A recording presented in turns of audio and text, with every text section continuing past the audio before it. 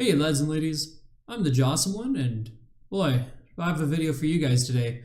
So after I uploaded the latest Risk of Rain 2 episode, I decided to relax a bit, watch some YouTube before I go to bed. It's very late. It's actually past 12, and normally I'm in bed by 1 a.m. At the very latest. So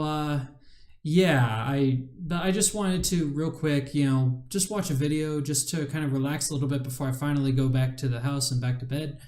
But I went to the homepage and I saw this video, Respecting Beliefs, Why We Should Do No Such Thing, and then CC, which I looked at the definition for, and it can mean several things. It can either mean that there's closed captioning, or it can mean that this is a copy from someone else's video. And if it is a copy, then I would assume that means he probably had to take it down and re-upload it. Maybe this is re-uploaded from like his own website or something. But there we go. But yeah, it's very clearly, just looking by the title, it could be a controversial video. So before watching this, I wanted to jot down my immediate thoughts, and then we can watch it together afterwards. I'm the type of guy who loves talking about this kind of stuff, and especially interacting with others, hearing their perspective, and then perhaps even having some mind be changed just because we introduce new ideas to each other, or better ideas to each other. However, in case you aren't familiar, YT, I'm not going to say the name because I feel like I shouldn't. Among other mainstream sites, don't typically like these kinds of videos very much. There is a lot of proof that channels get into a lot of trouble and will get rid of you for saying things that you don't like. For example, Mumkey Jones, the Mumkey Jones incident. Then there was, before that, the Alex Jones incident, and now we're dealing with the same issue with Tommy Robinson. Now, I don't really agree with Alex Jones or Tommy Robinson. I don't even watch their content. I've heard a little bit about them, but I don't really watch their content. Mumkey Jones, however, is another story. He seriously did nothing wrong, and he shouldn't have been taken down the way he was. Really hurt his channel growth, and it was just unfair in general. But yeah, because of that, and because somebody watching this video, maybe if somebody at YouTube watches this and they decide they don't like what I have to say, I'm going to archive this video, and then I also want to put in like kind of a plug about my Discord server. You can find a link to it in the description. And I generally speaking won't like remove you, and then I want to be very clear about kind of what my general rules are on there. Just don't be disrespectful to avoid being vague. I mean, don't threaten people, don't label people. Even if I think you're right, I still won't tolerate that, just period. I won't tolerate you threatening others or labeling or harassing somebody or just being intolerant of somebody in general or behaving aggressively / antagonistically. And like I said, even if I think you're correct, I still will remove you if you, unless you're memeing, of course, but that's really hard to tell. So, of course, those rules kind of variate depending on which servers you go to, and I'll be very clear about the rules. But this is kind of my general rule system for right now. Just don't be disrespectful, especially not when it comes to serious stuff like people's opinions on things and whatnot. But I want to give this guy's video here a fair shot. I haven't seen it yet. I want to break it down, minute by minute, just hear what it has to say, and then inserting my own opinions as we get along. But before I do that, here are my first thoughts upon seeing the title and the thumbnail. These are pretty much every thought that I had, at least I could remember, because I'm not the kind of guy who has a thought and then remembers it. I have to write it down once it pops up. If I don't, I'm going to forget it. And I might be able to bring the general concept of the thought back, but I can never really fully do it in the same way. Even when I start writing it down, it's usually never the same as it was when I first formulated the thought, and that can be better or worse. Man, I really want to drink some water now. Wow. Man, that's way more talking than I'm used to doing for these videos. This is why I'm a low energy YouTuber. My throat can't handle this much talking. So yeah, here's my thoughts, and I also want to put up a screenshot real quick right here. You can probably see it already.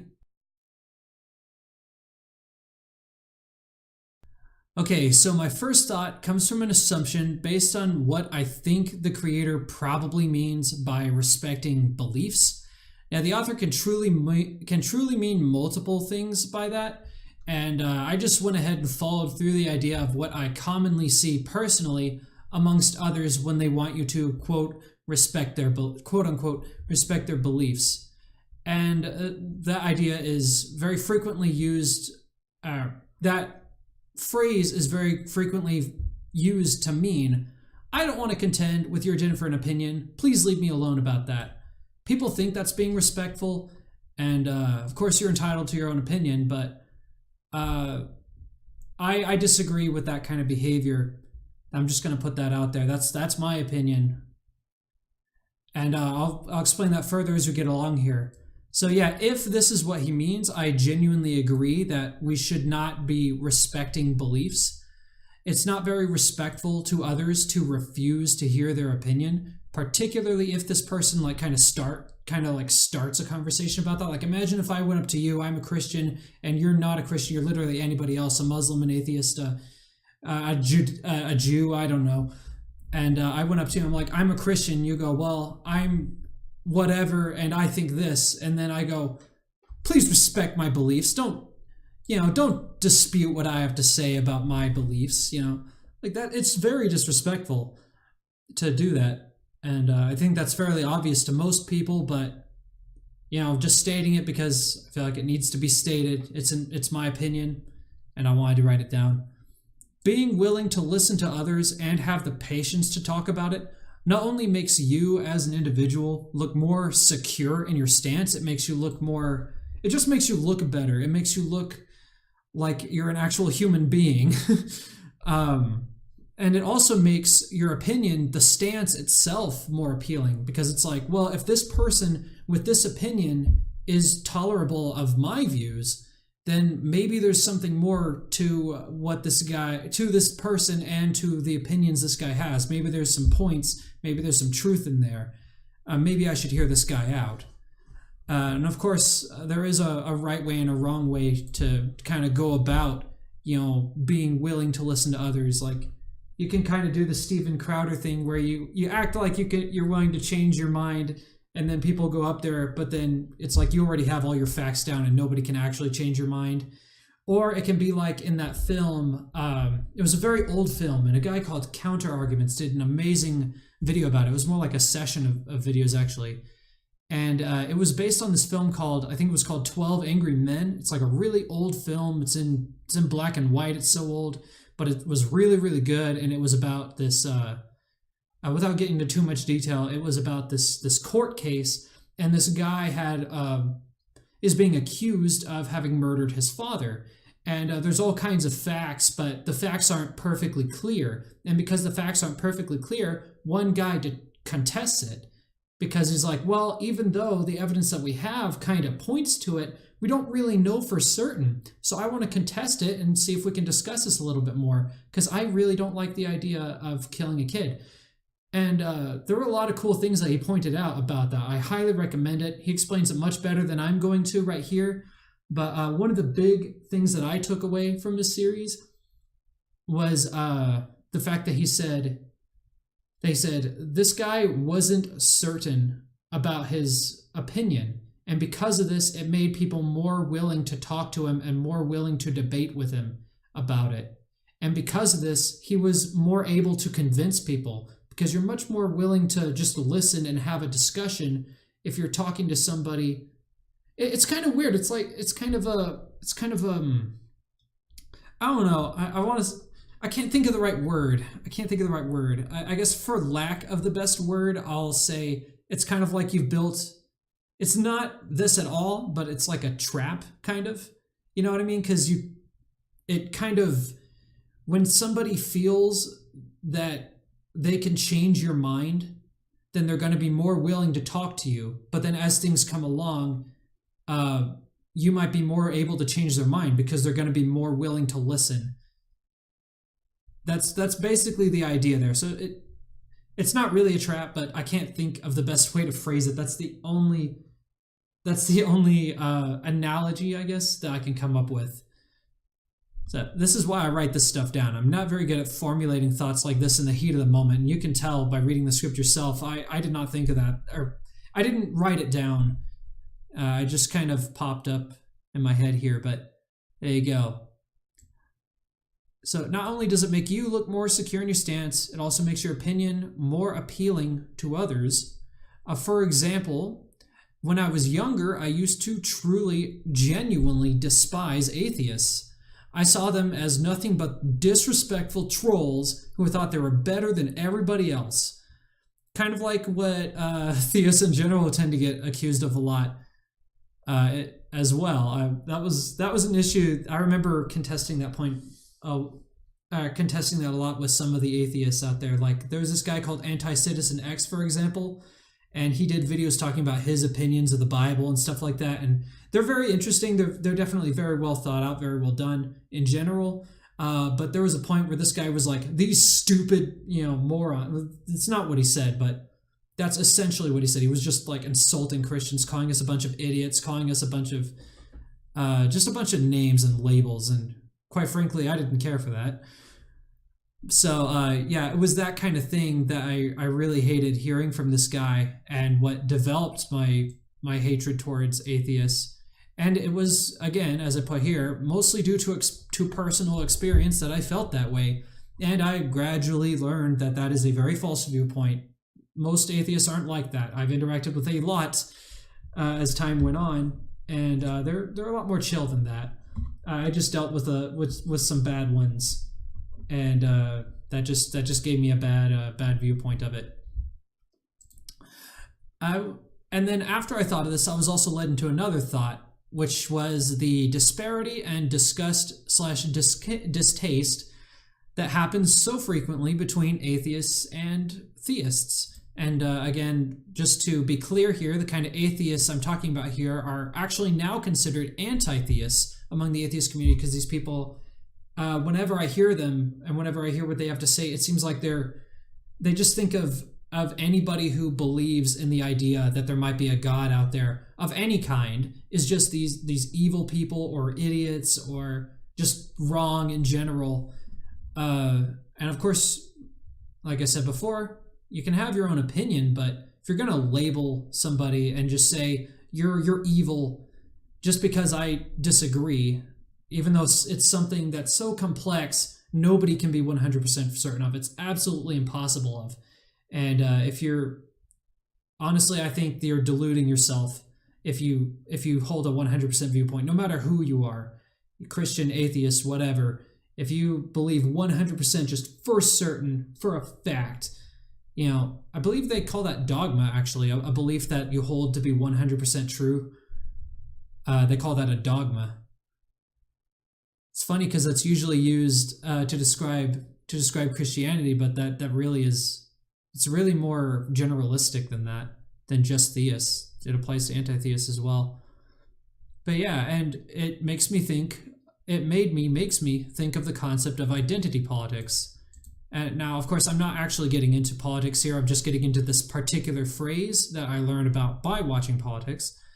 It describes people who so personally link their personality. This isn't the actual definition, by the way. This is my understanding of its definition, just the way I've heard it used. And so you're welcome to contest this, and you might be right. I didn't look up the actual definition, but here you go. This is my definition right here. Describes people who so personally link their personality with their beliefs that it corrupts them, and will take any dispute with said beliefs as a personal attack, and will react as you might expect. And I know that this actually does happen. Even if it's not called identity politics, this is a thing that happens because I experienced it. When I was younger, just as many kids tend to do. I can't really say most kids. I don't know how to calculate a percentage on that, but I linked my Christian views with myself too closely, and I felt threatened when I was mocked. And yes, I do mean mocked. Again, back to the whole AntiCitizenX guy calling Christians a bunch of labels. He did change that video, by the way. I actually saw him basically re-upload that same video where I heard him mocking Christians. And he actually completely changed that, and it's a way better video. He even like somehow upgraded his already really good points. But yeah, because I was younger and because I wasn't fully matured and because I didn't understand everything, I was being mocked by these anti-theists, and for a short time I held this kind of distaste for them. Fortunately, though, as time passed, I gradually matured enough to start hearing them out and even agreeing with many of them on certain things. For example, this concept up here about respecting beliefs. And here's where I think these two things connect. Sure, I agree being respectful is one thing, and by that I mean the actual definition of respecting, unlike what I put up above, which is kind of what I think he means in this video. But it's entirely another thing to never introduce your opinion to the other, as if afraid of being labeled as being disrespectful. Yeah, again, as if you're afraid that somebody's going to give into their identity politics and start attacking you. In a way, I believe that deliberately not giving your opinion, even when a ripe opportunity is presented, is very disrespectful. Because by doing so, you're denying this other person or people of exposure to an idea they may have never heard before, and then leaving said people to their own devices. And that pretty much concludes my initial thoughts in the video. I probably could have written some things out better. I did need to look up the actual definition of identity politics, but I mean, what am I gonna do? Be perfect? Pfft, no, I'm a human being. But here's the video. Like I said, I haven't watched any of it, not even a second. I just opened it up. And I think it's demonetized too, because I didn't get an ad. Again, YouTube doesn't seem to like this kind of stuff very much. Oops, I said the name. Maybe now I'll get in trouble. No, I'm not worried. I'm actually not eligible for being monetized right now, so I'm probably going to be fine until I'm finally eligible. And then they're going to see this video, and then they're going to be, oh no, you're never eligible now. We're gonna put you in this special list. You know what I'm talking about. You probably know. If you don't know, I'll save it for another video, maybe. I'm not even sure I will bring it up on my channel at least. But here we go. Alien baby. It floats.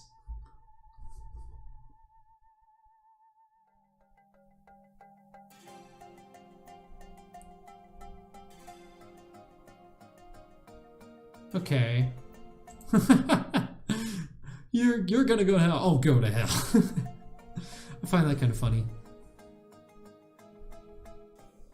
Okay, so this guy clearly is coming from the same perspective that I held towards atheists as a kid. This guy views Christians as looking down on him, like he's stupid, like he doesn't know anything, like, oh, you're gonna go to hell, you deserve it. And that's true too. That does exist. Again, linking back to what I said earlier about this strange disparity. This due to their dogmas, due to identity politics, due to all kinds of things. Sentiment that crops up with some regularity in religion. Oh, hold on. There we go. I'm gonna have to go back here because I think he started talking when I paused the first time, so I think I missed a word. It's a sentiment that crops up with some regularity in religious discourse. Maybe I should put up captions just to make things a bit easier.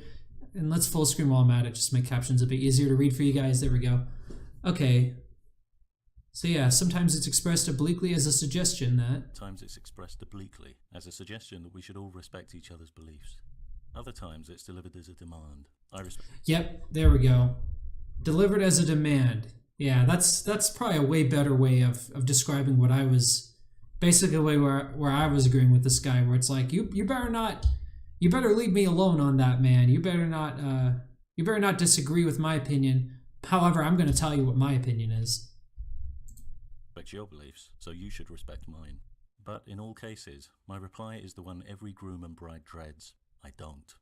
With the betrothed, those words understandably arouse feelings of disorientation, alienation, even betrayal. But similar feelings... I'm confused by what he means here. Does he mean he's talking to spouses, or maybe he's talking about a spouse talking to the other? I don't know what he's talking about in this one, but okay. Feelings are often evident in the reactions of those theists whose beliefs I decline to respect. Oh, there we go. It's only in those theists. Atheists never do it. No, not even a little bit. It might be implied that I've broken some unspoken social contract that demands my reciprocation. Yeah, people do feel that way. Definitely. Some unspoken social contract that demands my reciprocation. That's basically... no, I'm not going to get political. I'm not going to get political. No, I'm not doing it. We're going to keep this to a religious discussion. That's just going to be it. You guys are more than welcome to do it in the comments section, but I'm not doing it here. It might be insinuated that I'm being gratuitously mean. It's even been... Yeah, I can relate to that. There were times when, with my own family, because of the views I hold, especially political views that I hold, some family members definitely told me that I came across as being mean. At one point, I was even told by family members that I'm a psychopath, or they fear I'm becoming a psychopath, which I wouldn't be. I would actually be a sociopath. But, I mean, yeah, that's just what happens when you react to things based on feelings. Been put to me that it's my kind of attitude that causes wars. But is any of that true? I want to unpack some of the tangled up dynamics going on here. I agree with you on that one. Yeah, it's wrong. Well, it's not wrong. I don't know how to put it. It's like, it's true, but it's wrong. Because anytime, if you're somebody who genuinely is seeking truth, you're gonna kind of harm relationships with people along the way, because you're not going to hold the same opinions as everybody else. And so when you genuinely seek that out, you're going to become more independent from everybody else. So the people that you're surrounded with,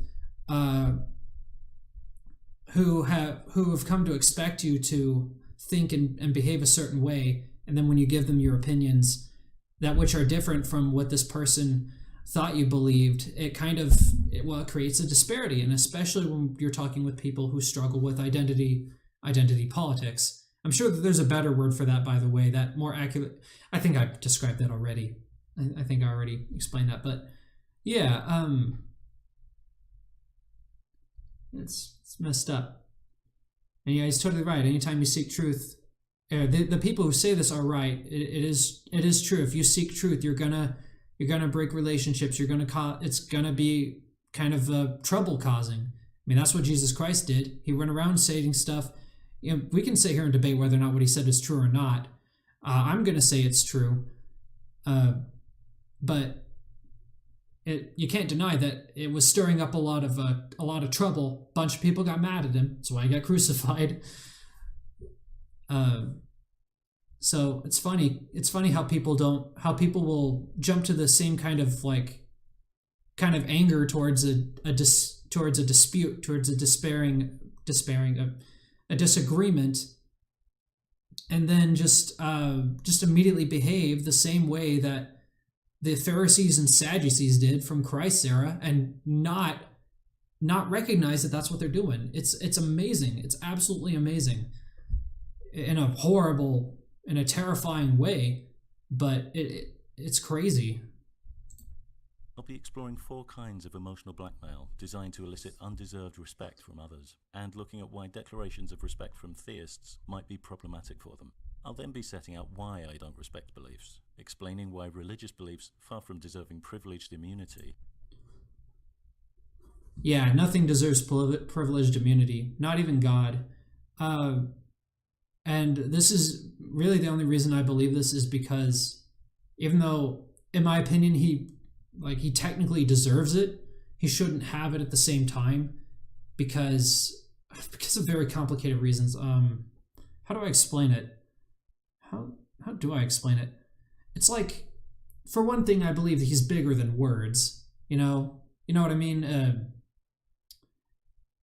And for another thing, if you really want to convince somebody, it goes back to what I was saying. If you're unwilling to have a discussion with somebody about differing opinions, it just doesn't make you're not going to be able to ever convince that person that your side has any truth to it, or that it's just right in general.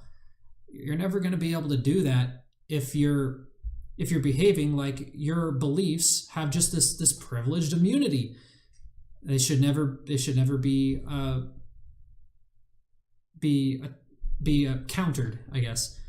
And there's also another deep discussion about the meaning of God about that too, because you know how I said that that God doesn't deserve privileged immunity. So I guess I should be a bit clearer on that. It's not that I don't think he. It's not that I think that he doesn't. He deserves the privileged immunity, but the problem is nobody actually fully 100% knows who and what God is, or even if he exists to begin with. So all we have are our own different ideas, our own visions of what we think God actually is like, and everybody has a different vision, a different version. Obviously, some are more similar than others, and the reality is very, very, very complex. And it's not something that human beings will ever be able to fully explain.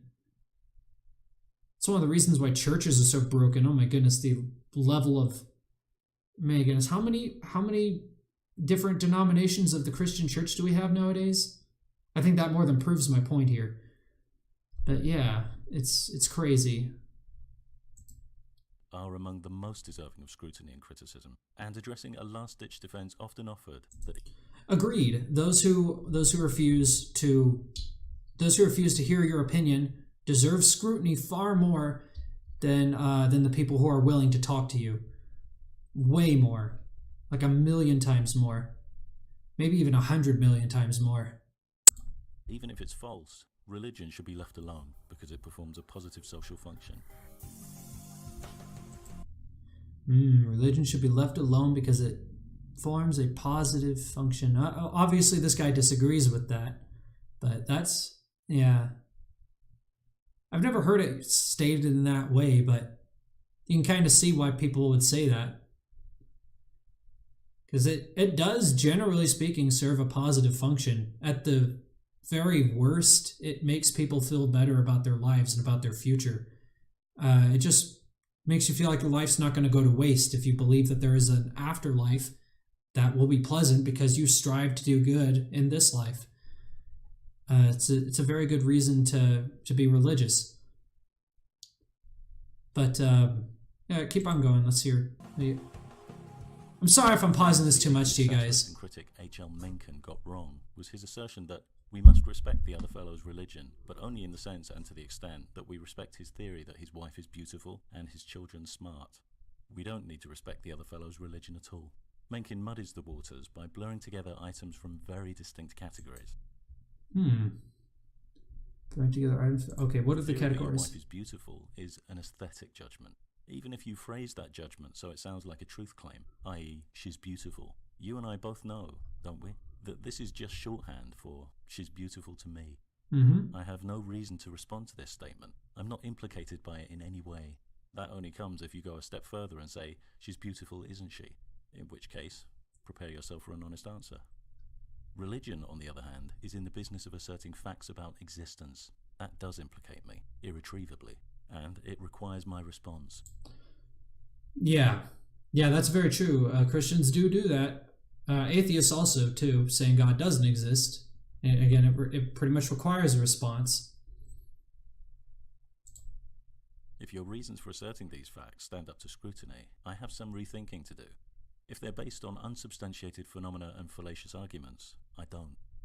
Oddly, mirroring the way aesthetic judgments get phrased like truth claims, religious truth claims frequently get phrased like aesthetic judgments. We often hear it said of some God, "He's real to me." In many cases, this is simply to forestall any possible challenge. Well, no, not really. Saying he's real to me. I mean, I get where you're coming from. Don't get me wrong. I think I do understand. Even though I can't really explain what you mean. At least I don't know how.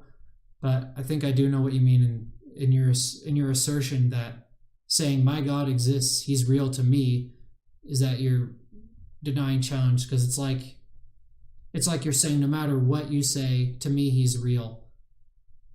Yeah, translated to he's real to me no matter what you say. But at the same time, it really it doesn't. At the same time, I guess it just depends on who you talk to. it just depends on who you talk to. That's all I'm going to say there, because you can say that exact phrase and then change your tone or just add in another word or whatever. Just change it just a little bit to show that you're inviting a discussion. Relating to is real to me no matter what you say. But in other cases, this strangely personalized reality claim offers an implicit bargain. So I'm drinking water.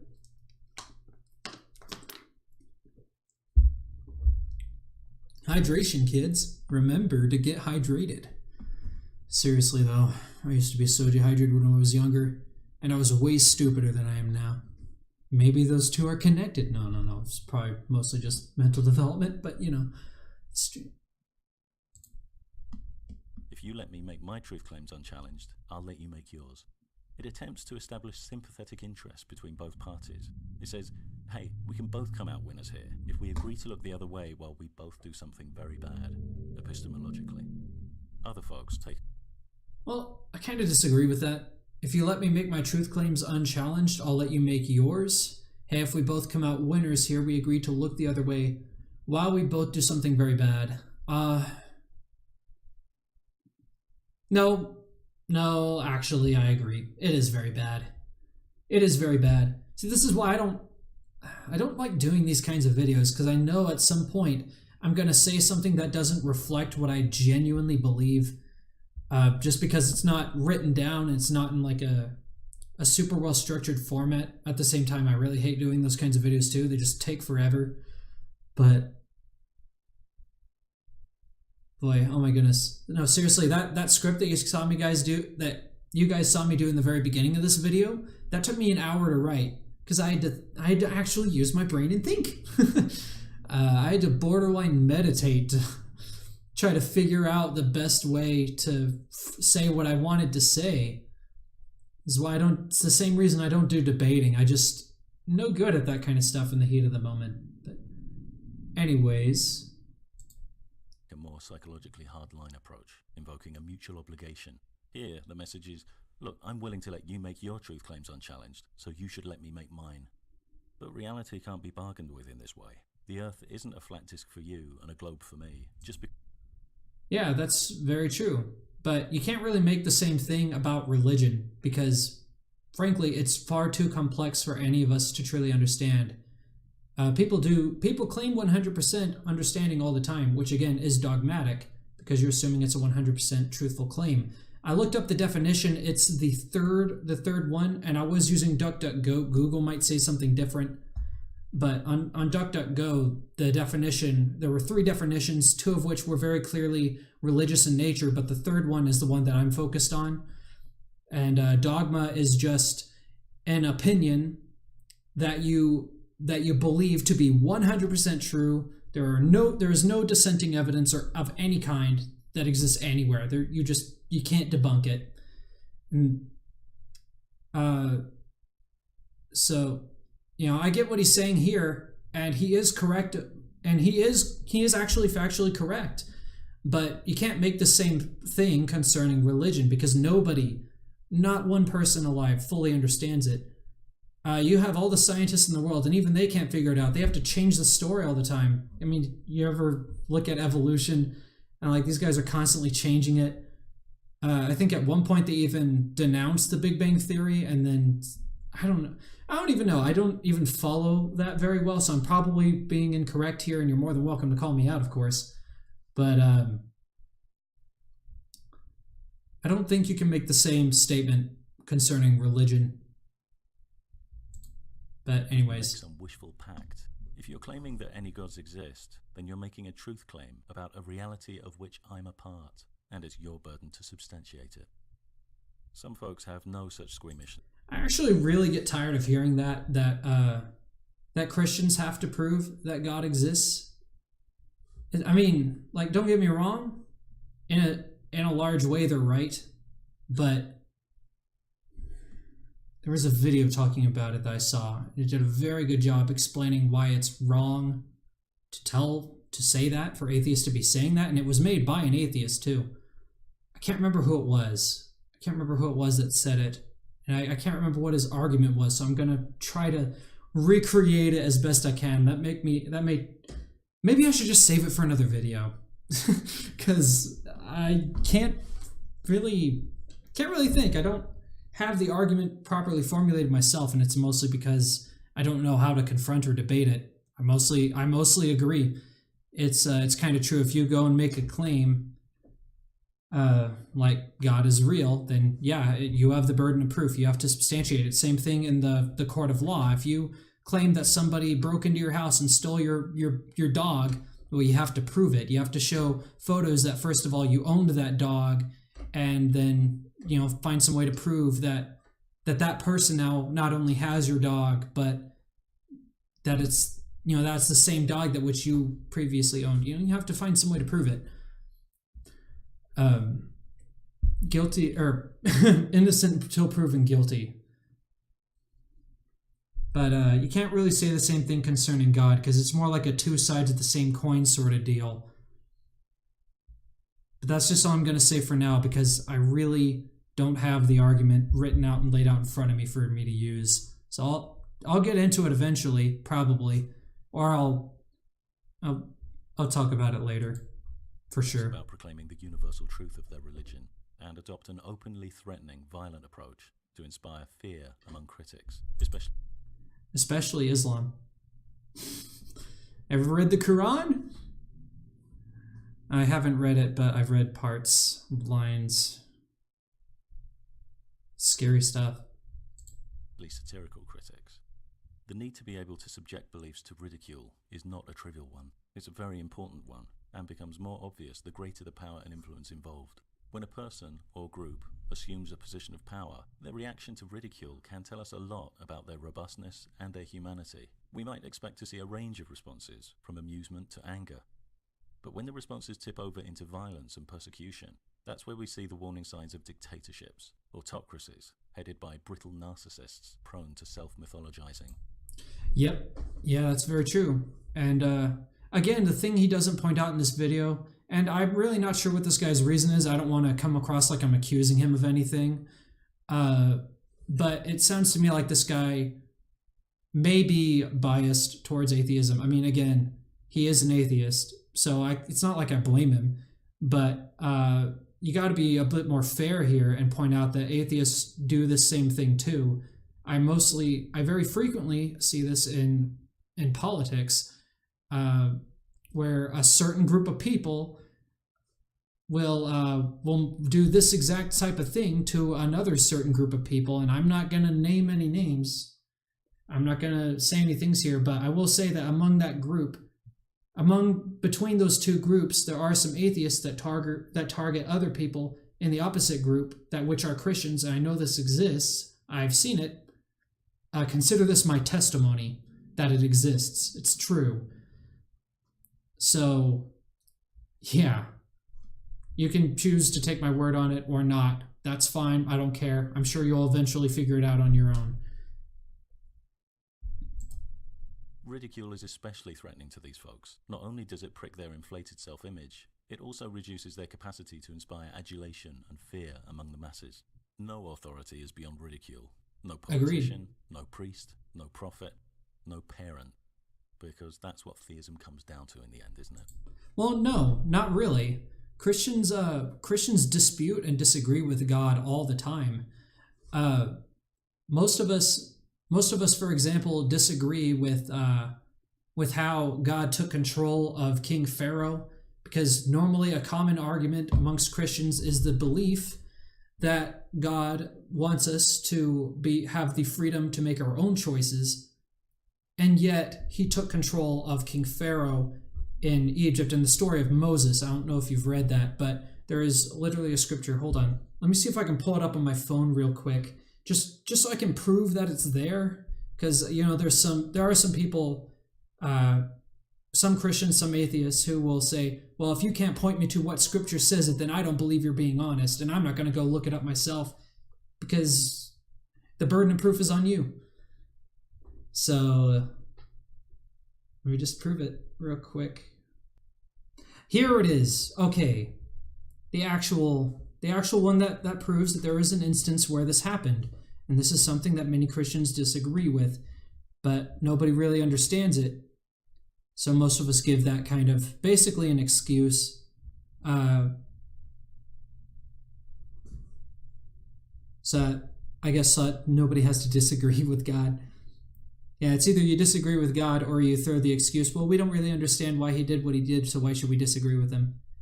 Which I don't think is correct. I think God would actually want us to disagree with some of the things he did.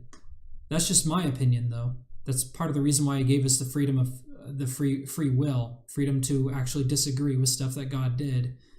But again, that's just me, and I could be wrong. And the Lord said unto Moses, Go in unto the Pharaoh, for I have hardened his heart and the heart of his servants, that I might shew these my signs before him. Okay, I don't know. Old English is so weird, man. And that thou mayest tell in the ears of thy son and of thy son's son what things I have wrought in Egypt, and my signs which I have done among them, that ye may know how that I am the Lord. Very interesting, but there you go. So there's the proof. God broke the rule of everybody having freedom of expression right there. He hardened the Pharaoh's heart in that particular instance. Does he do it at other points in history? I don't know. Maybe that's how Hitler became Hitler. Maybe after his friend died in World War I, after he saw his friend die right in front of him, because I've heard that that's apparently what happened in World War I, and part of what made him go crazy. So maybe the Lord hardened his heart then. I don't know. Who knows? Can't really prove it. So.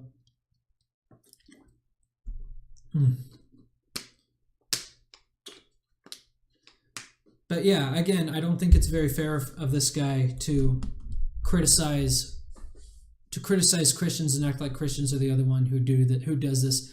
I haven't seen the whole video though yet, so maybe he does like kind of return it later on. And if that's the case, I'll eat my own hat. I take it back. But it doesn't seem that way right now. Looking for and fear of the magical, mystical, unquestionable parent. When we were infants, our parents or guardians were our protectors and our punishers. And this inspired two irreconcilable responses in us. That's very true. Our parents are our protectors and our punishers whenever we're wrongdoing. And honestly, they should be. Because, well, quite frankly, different children have different levels of needs. Some kinds of children, you can't just teach them, you can't just tell them something, you kind of have to punish them. And even psychologists show how punishment is a good thing, because it's like, especially in terms of the father, from what I've heard, and this comes from Dr. Jordan Peterson, and he talks about the usefulness of the father in the home, and how his role of a protector and a punisher is so important. And he talks about why, as a father, you should absolutely play with your kids and be involved in their lives, because part of the synonymous relationship there is that it's like, okay, on the one hand, sure, he punishes me whenever I do something bad, but as long as I don't do something bad, I get to have fun and play with dad. So there's kind of this connection there that exists because of that, and it's very interesting how it works, and it's an effective tool to teach kids about that as they get into the real world, because you punish them when they do bad things for obvious reasons. You don't want kids to be doing these same things that you punish them for in their adult life. And then again, you play with them when they're being good to show, hey, as long as you're being good, look at how good things can be for you. If you're good, you will have fun, you will have love, you will have family. And when you're not doing that, there is only violence, there is only punishment, there is only pain.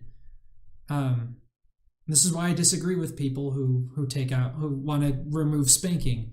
I agree that parents can be abusive about it, but that varies from parent to parent. You can't act like kids never deserve it and like it shouldn't ever happen. I think that comes from people who are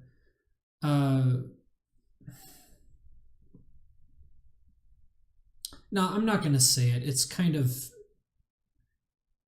even if it is truthful, I'm not going to say it because I think it's mean, and because it's mean, I think it could be useless and do a bad job of getting that said kind of person who believes that into not being interested in what I'm having to say because of the reasons I described earlier. So let's continue. Love and fear. In healthy relationships, where parents' actions were grounded in love, we begin to appreciate their punishments in that context. We see why our parents snatched our hand away from the fire, why they berated us for walking away with that nice grown-up in the park. Consequently, the fear response is resolved and recedes. But in unhealthy relationships, where parents' actions are grounded in power, leading to erratic, overblown, and blatantly unjust punishments, the fear can endure, sometimes at the expense of love, and we remain infantilized, afraid to challenge a corrupt authority. At which end of the spectrum? Yep, I became this way at one point. It's very personal, and I don't want to bring it up because of other things, but yeah, I know personally what this guy's talking about. And again, I just want to put my testimony here. This definitely exists, and what he's saying is very, very truthful. Would you put a parent who threatens to burn its children for declining to worship it? Again, God doesn't threaten to burn us. God isn't the one who throws us in the fire. I mean, he even puts it in the thumbnail of his video. The general belief is that you are sending yourself to hell. It happens not because God sends us there, but because we, in our sinfulness, send ourselves there. It's what separates us from him. And then why this exists is a very deep concept, and it's very, very interesting. And I have my own theories, though I can't entirely all prove them. It's I actually had this discussion with someone who used to be a friend of mine on Facebook. He actually was a guy who lived with me. But as soon as the subject of God came up, he immediately began attacking my views. Straight. I don't mean in the kind of wimpy way, like, oh, he said mean words. I mean, like, this guy was trying to find any possible bad thing he could accuse me of because of my beliefs about God. And so he kept trying to get me to back up into a corner, and he was being very manipulative. Eventually I called him out on it, and then he pulled a full 180, and then he tried to play the victim card and act like I was being mean to him and I was gaslighting. And I was like, dude, that's what you were doing at the very start here. I just called you out for it. You really need to go up and read this entire section of posts. I might just do a video on that guy later. It was messed up. It was messed up what he was doing. And from there you'll get to see a kind of at least a very good view of what my opinion is about God, and it's whatever nuance is there. So yeah. Of all the authorities we need to be prepared to question, to resist, to ridicule, the most urgent cases are the ones that threaten violence when questioned, resisted, or ridiculed. Highly agreed. The fourth manipulative strategy attempts to silence challenge by appealing to guilt. Yep. Look at that. Exactly what I was talking about. That's what that guy did that I was telling you guys about. He was like, oh man, I'm so hurt. I'm so hurt by your words, when I called him out of being manipulative. Here, the message I should send him this video because he's so clearly, I bet he would agree with this guy, 100%, just because this guy's an atheist like he is. So he would just absolutely 100% kind of take this whole route. Beliefs give me comfort. Can't you just leave them alone? There are times in life when circumstances run us into the ground, numbly waiting for a phone call about a child who's been missing for days, or dreading lonely evenings after a divorce, or sitting at a loved one's hospital bedside, watching them slip away from us. In these situations, we might find comfort in many things: a hug, a chat with a friend, a piece of music, a drive to the coast, the opportunity to escape for a day, an hour, even a handful. I think I was about to mention this at one point, but I removed it because I didn't think it was a very good way to illustrate my point. And this was earlier. I can't remember where I was going to put it specifically, but it's funny. I was actually going to mention the exact same thing. Sometimes theists, just period, and even atheists will kind of use their beliefs as kind of an escape from reality. I can even see as an atheist kind of just sighing a sigh of relief, like, it's okay, man, there's no hell. Once you die, it's all going to be over. Everything's going to be fine. I can kind of sense someone being kind of relieved by that. It's the same reason that I got relieved once when I finally came to this admission that I'm not, that I'm not the best of the best. Seriously, I actually deal with a degree of narcissism. Well, I'm not sure narcissism is the right word, but pride definitely is one descriptive term. And so when I finally came to admit to myself, I'm not perfect, probably not even a good person, I just kind of heaved a sigh of relief. It felt good for me to admit that to myself, that I'm not better than everybody else. Because the thing is, if you believe that about yourself and then you see yourself making mistakes and failing over and over again, it makes you depressed. And that's the way I felt for a long time. And sometimes I still do feel that way because I really do want myself to be the best I can possibly be. There's a lot of ambition, but I'm not actually there. I mean, I'm not there. So very clearly I'm not there. So just by knowing that, and just by kind of, because of my pride, I was very depressed. But then one day I just sort of admitted myself, I'm not a very good guy. And it just felt relieving. It's like one of those times where the truth will set you free actually just gives it a different meaning, I guess. So yeah, let's continue. Full of minutes to lay our burden down and let in some comfort can be invaluable in refilling our depleted reserves and keeping us going. And many of us would do whatever we could to facilitate that comfort for others. But what if a loved one risked his health by diving into relentless unprotected sex with strangers to drown out the pain of divorce? What if a loved one started handing over her savings to a con artist to commune with a dead relative? Would we be so quick to facilitate these comforts?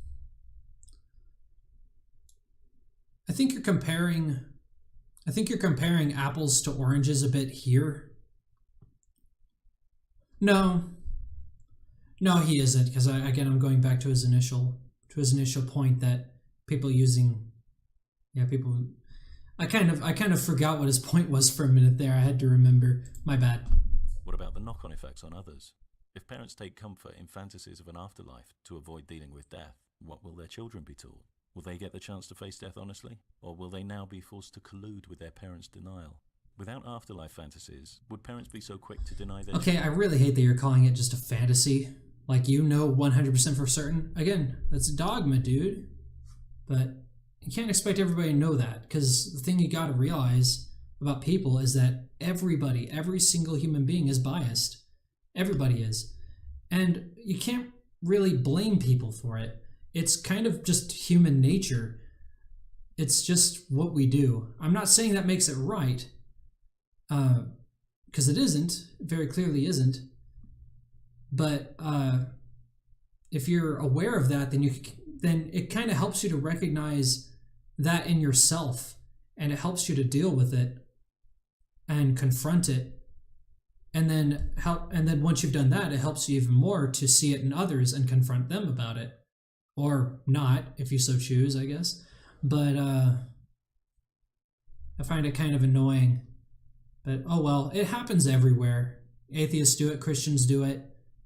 I guess this guy just simply isn't aware of that fact yet. And that's okay. I understand. Life-saving medical treatment on religious grounds. What about suicide attackers who anticipate a glorious martyr's reward for their deeds? Afterlife fantasies are not harmless or neutral. They're multivalent, susceptible to a wide variety of applications. Yeah, that's true. But hold on, didn't you just say a moment ago they're not good? Yeah, they're not harmless or neutral. It really depends. I think you're kind of assuming that all fantasies are harmful, but that's not really true. They can be anything, really. They can be harmful, harmless, or neutral. It really just depends on the individual to determine that. If I have a fantasy about being the best YouTuber, let's pick something a little bit more realistic, huh? If I was having fantasies about being a YouTuber, and I were to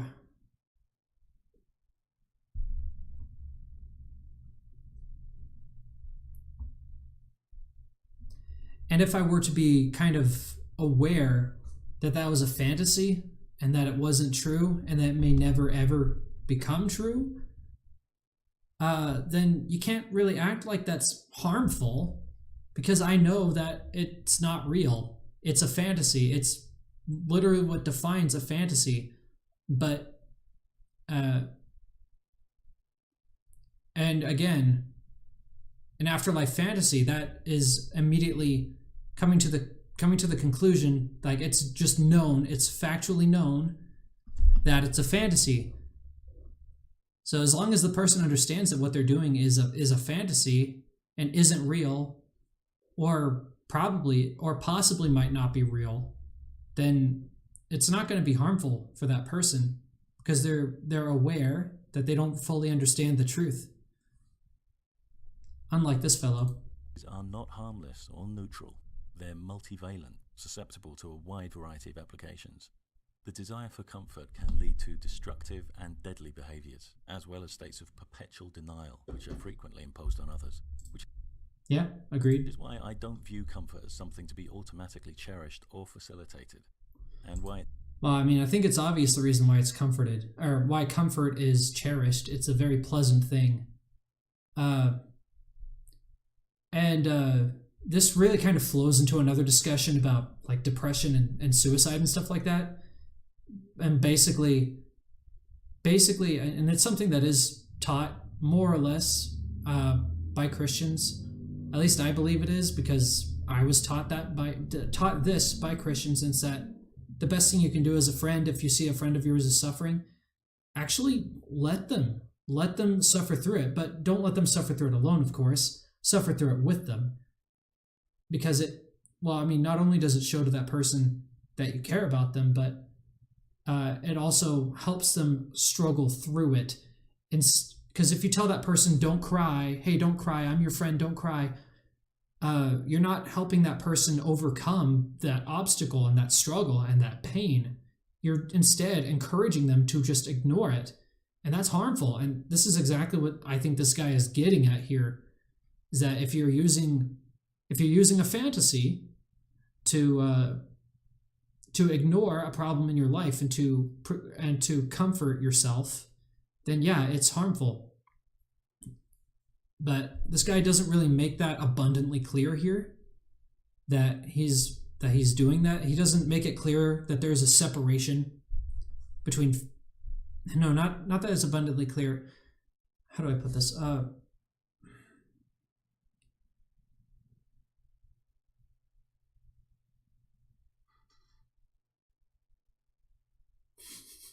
just made a meme in my head. You know how there's like a first name and then you have like a nickname and then the person's last name? So I was thinking, the Jawesome, how do I phrase this one?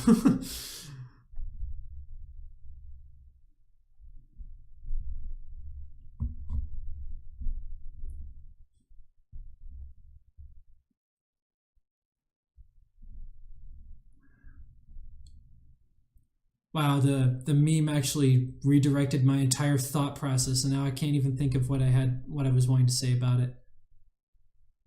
And that's okay. I think I'll let it slide, because I think you can probably infer what my opinion is here based on what I've said previously. So it's often more humanitarian to challenge comfort than to enable it. Feelings of fear, obligation, guilt, and sympathy can help us in some scenarios. Fear can help us escape dangerous situations. Yep. Obligation can help strengthen legitimate social contracts. Yep. But when folks try to play on these feelings to get us to comply with unreasonable, self-serving demands, it's manipulative. Emotional blackmail. Yep. Emotional blackmail or manipulative. Yep. It'd be clear that that's not acceptable behavior. Everybody knows that it's unacceptable behavior.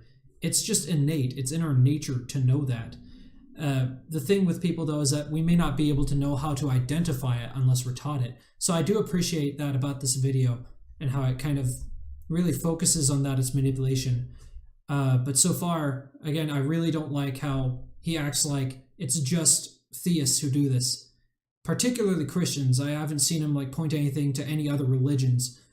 from Islam to Hinduism to atheists themselves. He's not pointing that out. So it's giving off a very clear anti-theist vibe.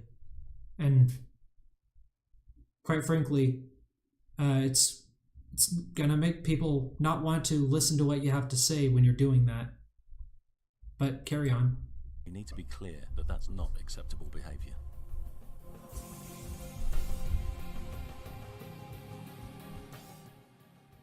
It's worth noting that when people tell me they respect my beliefs, a little probing often reveals problems with that statement. With Christians, I have to put it to them that this professed respect directly conflicts with their Bible. First, let's consider... No, it really doesn't. I immediately have to contest that. But you know what? Let's see if you can actually prove, and then I'll contest it. The earthly life. In the Bible's blood-soaked Old Testament, Deuteronomy chapter 13 sets out the Christian God Yahweh's punishment for... Here we go again with old Christian...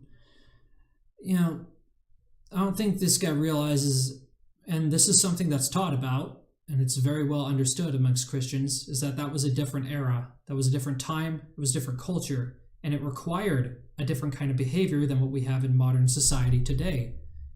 Was it right? No. Nobody's saying that it is right. But there was a very clear and distinct reason why that was put into practice at the time. Because why? Because there was no already established society like what we have now.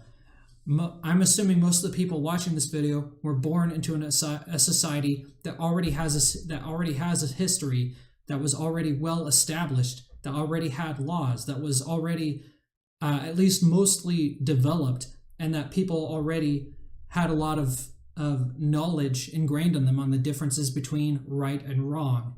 And not just legally, but in a cultural and moral sense. And those times were different. And because of this, because of the natural instinct for people to, stone to death those they disagree with. I mean, we're seeing this nowadays. Again, I don't want to get political, but it happens a lot in politics nowadays. People definitely do get stoned to death. Maybe not literally stoned to death, but people do get attacked verbally, physically. People get defamed. People get mocked and belittled just for having a different opinion these days. It's very clear that human beings act this way. And this is also coming from an era where God was directly in control over these things. And this all changed with the New Testament. Nowadays, Christ tells people differently. Well, not differently, but... Well, yes, different. I know I put this okay.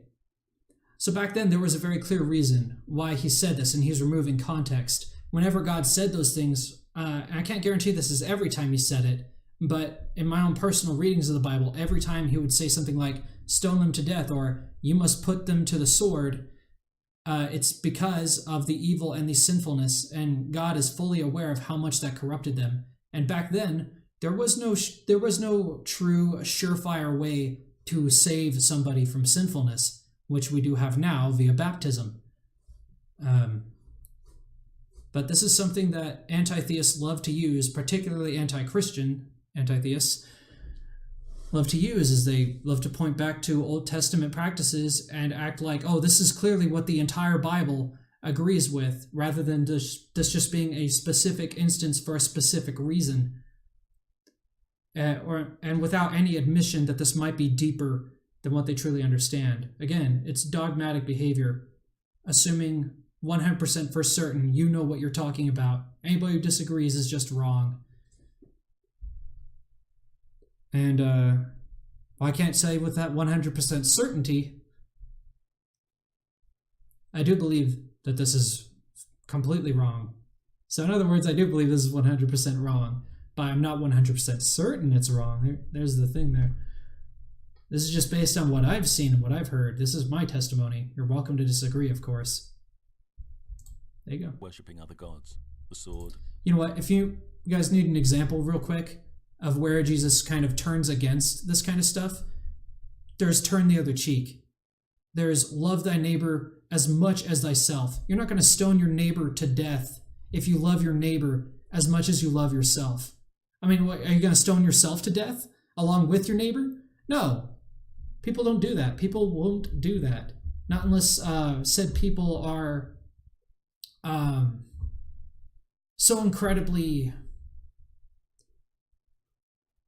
I was going to say, I guess for lack of a better word, brainwashed into believing that that's what they have to do, then yeah, people could do that. It's definitely possible, but it's not in people's natural instincts to do that. So. And the stone. Though less saturated with sadism, the Bible's New Testament, which introduces the Christian's Messiah, Jesus Christ, maintains its distaste for non-Christians. In 2 John chapter 1, anyone who runs ahead and does not continue in the teaching of Christ does not have God. Whoever continues in the teaching has both the Father and the Son. If anyone comes to you and does not bring this teaching, do not take them into your house or welcome them. Anyone who welcomes them shares in their wicked work. Let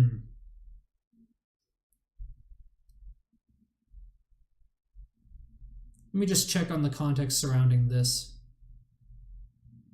This is really beginning to go from just respecting beliefs to just straight up what should be, in my opinion, a separate video. But maybe he's just trying to prove his point. And this is, I don't personally think this would be the best example because of how complex the Bible is.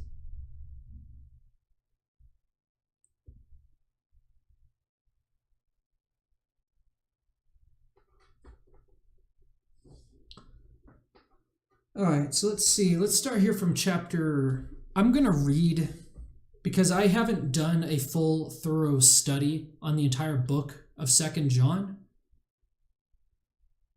So I'm gonna read through it. I'm gonna read through the whole book and see if I can figure out what the entire context surrounding this message is. Because again, people love taking specific things from the Bible and then using it to satisfy their views, their already established views, whether that's against or for Christianity or against or for other things. People love taking specific things completely out of their context. Not to mention politics or anything, but that happens a lot there. I'm not saying that doesn't happen. No. Wait. No, I am saying it happens. Anyways, whatever. I was trying to be sarcastic and kind of funny about what I failed. Oh well. Okay, so that's very interesting here. I feel that reading of the first book and maybe even the third book may be required to have a more thorough understanding of John as a character and a more thorough view of what he truly means by this, because by itself it does sound contradictory with the rest of the Bible. I mean, go back to what I said earlier about love thy neighbor as yourself.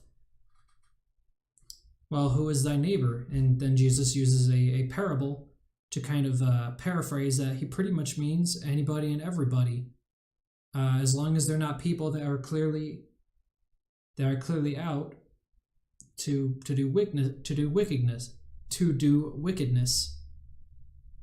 So if there come any unto you and bring not this doctrine, I'm reading from the King James Version, so it's going to sound differently. Receive him not into your house, neither bid him Godspeed. Well, I mean, how do you know that somebody does not bring his teaching? I don't think what it's saying here is, to come up to somebody, do you believe that Jesus Christ is the Son of God? Oh, you don't believe Jesus Christ is the Son of God? You can't come in my house. I don't think that's what it's saying here.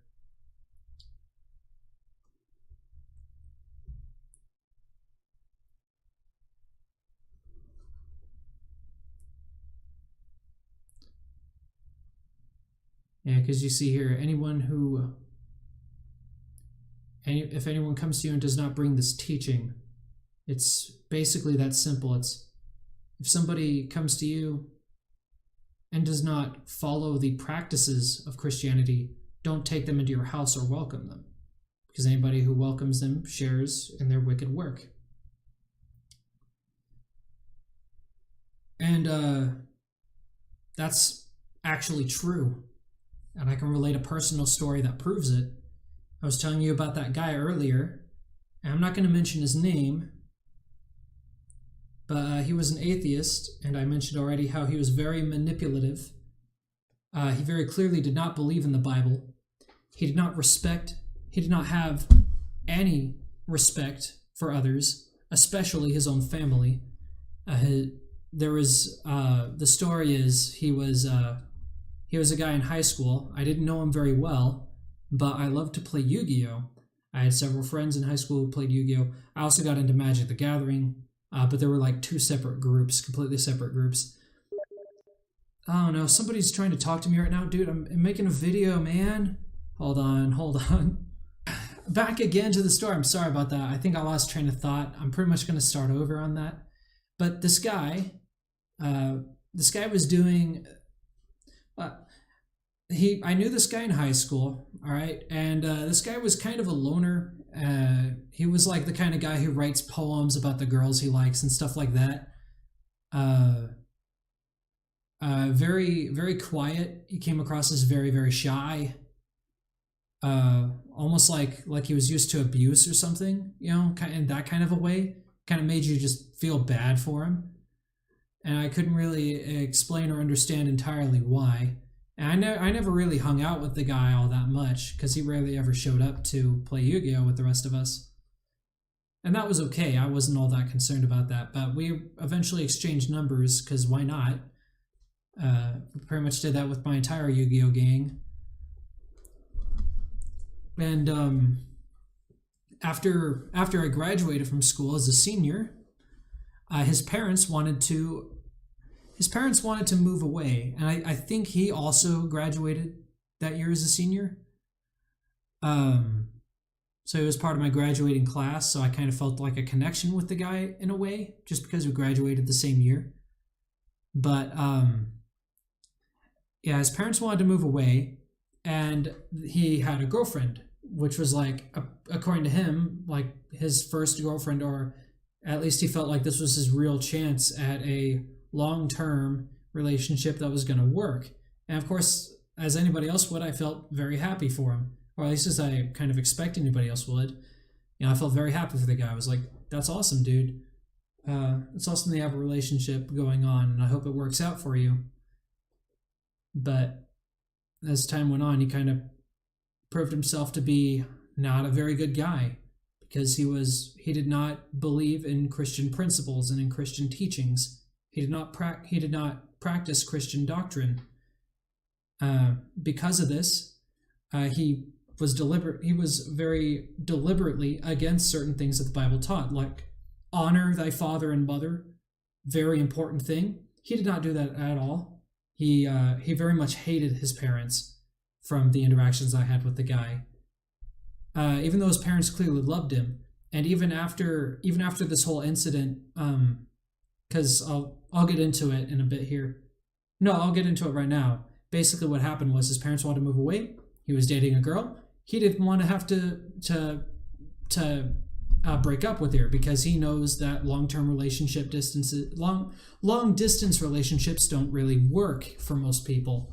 And he didn't think he was the type of guy that would work with, that his relationship with her just wouldn't work in a long distance. So he pretty much begged with me to let him stay in my home and he would, of course, get a job, and he would pay his own rent. And he did do that. But it's a very sad kind of story, because he's a very sad man. Which just makes you really want to feel bad for him. But as the story gets along here, you'll find out more. So he always was asking me for relationship advice. And keep in mind that I'm a guy who's never had a successful relationship. I'm just not very much of a ladies' man. I'm so not a ladies' man. In high school, it was my joke that I'm a ladies' man. That's how not a ladies' man I am. And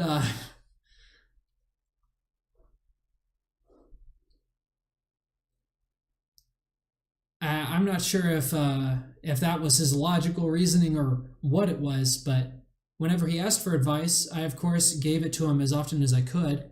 And because I was a Christian, I showed him biblical examples that kind of proved, or at least helped assert why this is a good thing, or this would be helpful, or this would work, or that you shouldn't do this, like make love before marriage, for example. You shouldn't do that. You should never do that. Well, I shouldn't say never, right? Because there are instances where couples have done that and they wound up being able to make it work. Such as my older sister. She lives all the way up in Minnesota. She has a boyfriend. She actually already has a kid, even though she's not married to the guy yet. But me and my family, of course, completely support her in what they're going through as a couple. I never even met the guy actually, but he seems to be a very good person from the stories I've heard about him. Just readjusting the armrest on the chair. And that's really all I needed to say about that, actually. I probably said too much. But, even though the Bible says that you can't do that, or that you shouldn't do that, it's more life advice. Generally speaking, yeah, you don't want to do that. It's just not going to work. And I told him basically that same stuff. I told him pretty much all the stuff that I had learned about the Bible and about why you shouldn't do this, why you should do this. And he pretty much ignored all of my advice. I'm talking all of it except for the stuff that he wanted to hear. There was some stuff that I said, and you could just tell he loved hearing it. Like he perked up, and he was like, really? Like he liked hearing that. And so whenever I gave him that advice, he of course went out and did it. But everything else he just hated. And he seemed like he just didn't want to hear it, and he deliberately, I don't know any other way to do it, because this was like, it wasn't just like one time he went up to me for advice. It was like several times. He lived with me for a good couple of months, maybe even a few months. And since I welcomed him, I shared in his wicked work. Now, some people may misconstrue that and think that it means that I'm like helping him commit his wicked work. And yeah, that's partly true. But I think it mostly means you're sharing the burden of that person's wicked work, because you're inviting that person into your home and you're giving that person aid when they should not be receiving that kind of aid by welcoming them into your home and letting them stay in your home, which is what I did with this guy. And so all of his problems from his own personal life became partly my responsibility, because he was always asking me for advice. And so it sort of made me obligated, because I was the one who accepted him in.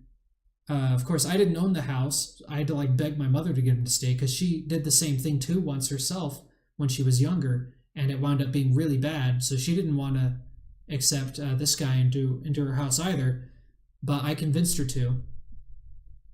And once again, it did not work out, because what wound up happening was, not only did their relationship did they break up and he became super depressed, but he also found another girl from another place. And again, this whole time he was being very, very manipulative about things. Kind of just trying to, like the fourth point that this guy was talking about, how he would try to use guilt to make you want to help him and feel bad for him, whatever. That's what he would do. And he was very good at it. Very good at it. Credit where it's due. It's like a talent, how well this guy did. And it worked on me. So after I did that, and after I gave him all that advice, and after all that time spent of him just kind of ignoring our advice time and time and time again, even though he asked us. And this wasn't just me, by the way. This was also my mom and my grandma. The dad is another story. I'm not going to talk about that, just because of very complicated reasons. But that's all you need to know, really, about his story. Well, no, I'll tell you a little bit more about the aftermath.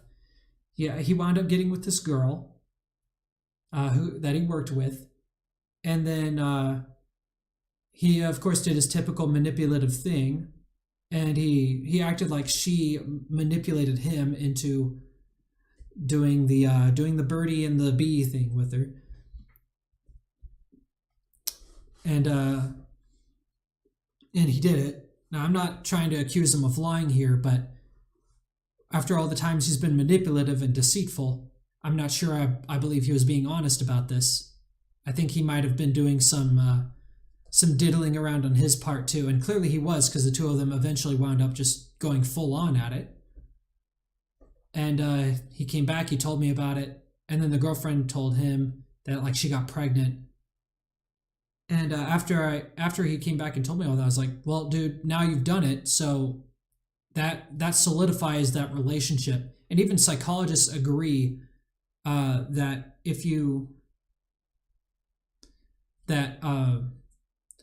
relations with somebody else really has a major impact on a relationship.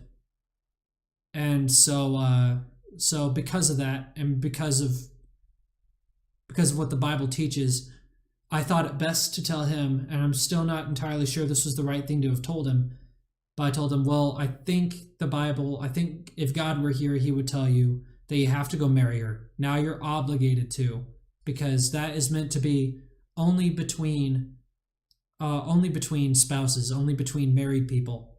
And you broke that, you violated that. So now you have to take responsibility, and you have to stick with her through thick and thin for the rest of your lives. And of course, he liked that, because he liked this girl. So he was like, okay.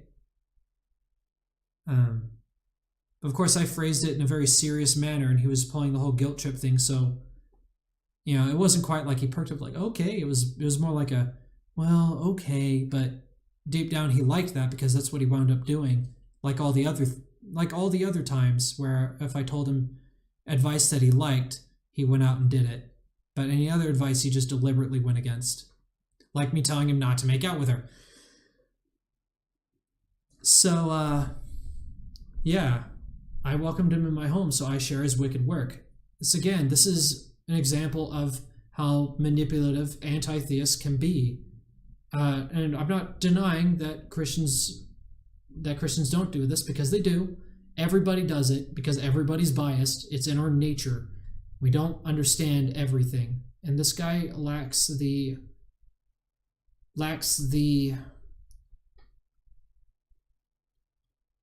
understanding to admit that. Either that, or this guy is a wicked man, and he just doesn't want to admit it.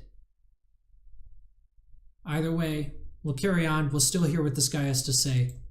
Verses 9 to 11. Christians are clearly instructed not to receive non-Christians into their houses. Again, not non-Christians, but nobody who does not bring the teaching of Christianity. That's a very specific point. You can not be a Christian, but you can still be a better Christian than other non-Christians. Or you can still not be a Christian and be a better Christian than actual Christians. That's possible. Even the Bible confirms this when talking about the Gentiles and the Jews, and talking about how Jews persecuted were basically racist, right? Because racism is when you believe one race is superior to everyone else, and that's the way the Jews back in that era thought of themselves. And why wouldn't they? They had the Bible. They had the Word of God. I mean, can you blame them? I can kind of imagine people doing the same thing nowadays. Like, could you imagine if say it became a scientifically proven fact that Asians were better than every other race, just pure fact. They were better people. They were better at everything. They were smarter, stronger, faster, just in every single way. Just almost every Asian was just better at everything, literally everything. Well, they would probably get kind of racist, wouldn't they? They would probably, and so the Jews had this word to describe anybody who was not Jewish, and they were Gentiles. And there are others as well. There were Roman Jews or whatever. There was a specific terminology.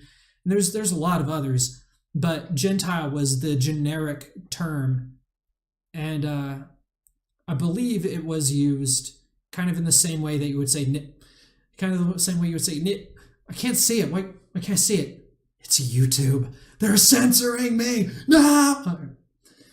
But yeah, I don't actually know if that's true. Of course, you're more than welcome to prove me wrong. Yeah, if you can prove it, definitely. But there you go. By greeting them, Christians are apparently taking part in their wicked work.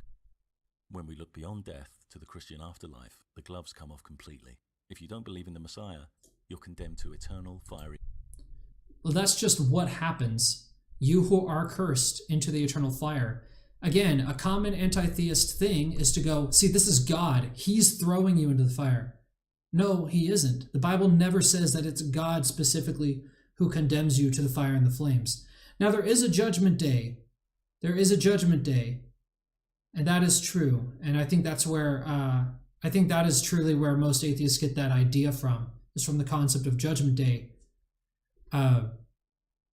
But the thing is, I don't think the Bible is very clear on exactly how judgment day is going to happen. Everybody has a bunch of theories, and that's really all there is. There are some things that are stated matter-of-factly, and I don't have everything pulled up right in front of me right now. But that's another discussion, and he's not using it, so I don't think I should have to get into it. There you go. It is a very common thing, and I think it's false. Someone just shout my name? Are my brothers and sisters here? No, of course not. That would be ridiculous. Punishment. I put it to the Christians who say they respect the beliefs of non-Christians that you cannot reconcile your professed respect with these kinds of biblical passages, beliefs for which your God prescribes execution, social rejection, and ultimately eternal torture, cannot be respectable. Well, I kind of already debunked. Well, I shouldn't really say debunked, should I? Because you can contest you can contest me, but in this, as far as this video goes, yeah, this is definitely carrying a purely against Christianity narrative. He hasn't even gotten to Islam yet. It's just funny because they typically like to pair Christians and Islam as like the same thing. Like, you see, Islam stones people nowadays, and back in the Old Testament it says right here to stone. So Christians and Islam is the same thing, guys. Same thing. It isn't. It isn't. There's a reason why. There's a reason why in America, even though it's a predominantly Christian nation in terms of its culture, at the very least. Again, another good video done by Counter Arguments is that America is not legally a Christian nation, but definitely is culturally. And, yeah. With Muslims, similar problems arise. Oh, here he goes. Here he goes.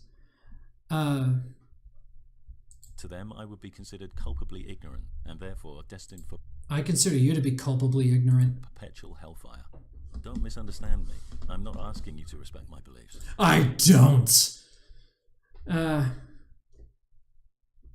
Well, like... Yeah, I don't respect his beliefs. Because I don't think he's being honest. Maybe I shouldn't use the word honest. Maybe the right word I'm looking for is unbiased. Or that, like, he's not even attempting to be unbiased. He keeps pointing at theology in its entirety, but nothing towards atheism. Absolutely nothing. That's like, as a Christian, pointing at all the things atheists are doing and laughing at them, and then just, like, turning a blind eye to dumb things that Christians do. It's hypocritical. I thought we were in the age where hypocrisy is the most hated thing. But I guess I'm wrong there. Because this video, I know we're only halfway through this, it has 9.4 thousand likes, as opposed to 686 dislikes. And so far I'm wanting to add to that dislike button. I don't think his video is as thorough as this guy probably thinks it is. In a moment, I'll be explaining why beliefs don't require respect. But I encourage you to have a serious think about these passages, because when your religion tells you that non-members deserve execution, social rejection, and eternal torture, we're not just talking about disrespecting beliefs. We're talking... Once again, it's not non-Christians that deserve it. It's literally everybody. Even Christians deserve it. And we know we deserve it. Because, again, sinfulness, it's just the way it is. It's not supposed to be pleasant. We're not supposed to like it or agree that that's the way it should be. In fact, it's the opposite. We're supposed to be as much against it as possible. We want people to get into heaven because that's what Christianity, and you could probably say the same about Islam here. I bet that's part of the reason that some Islamists feel the way they do and react the way they do is not only because of what their book tells them, but because they actually believe that if you don't follow their practices, that you're going to go to hell. So, again, I mean, this really is going to depend from person to person, but not every Muslim out there and not every Christian out there wants you to be in hell. Quite the contrary, they want to save you. That's why they want to bring you into their beliefs. And then atheists are the same thing. Because atheists, from what I've seen, particularly like more outspoken ones like this guy here, instead of wanting to save you from a concept of hell, it's more like they want to save you from stupidity, from believing in nonsense, from believing in things that they think is nonsense. And if you think about it, it's kind of similar, isn't it? It really is. It really is similar. But because atheists don't believe in what's described as a religion, they don't consider themselves religious. But that's false. Everybody is religious. About dehumanizing people. Later on, I'll be looking at the evasions some folks offer when this begins to hit home.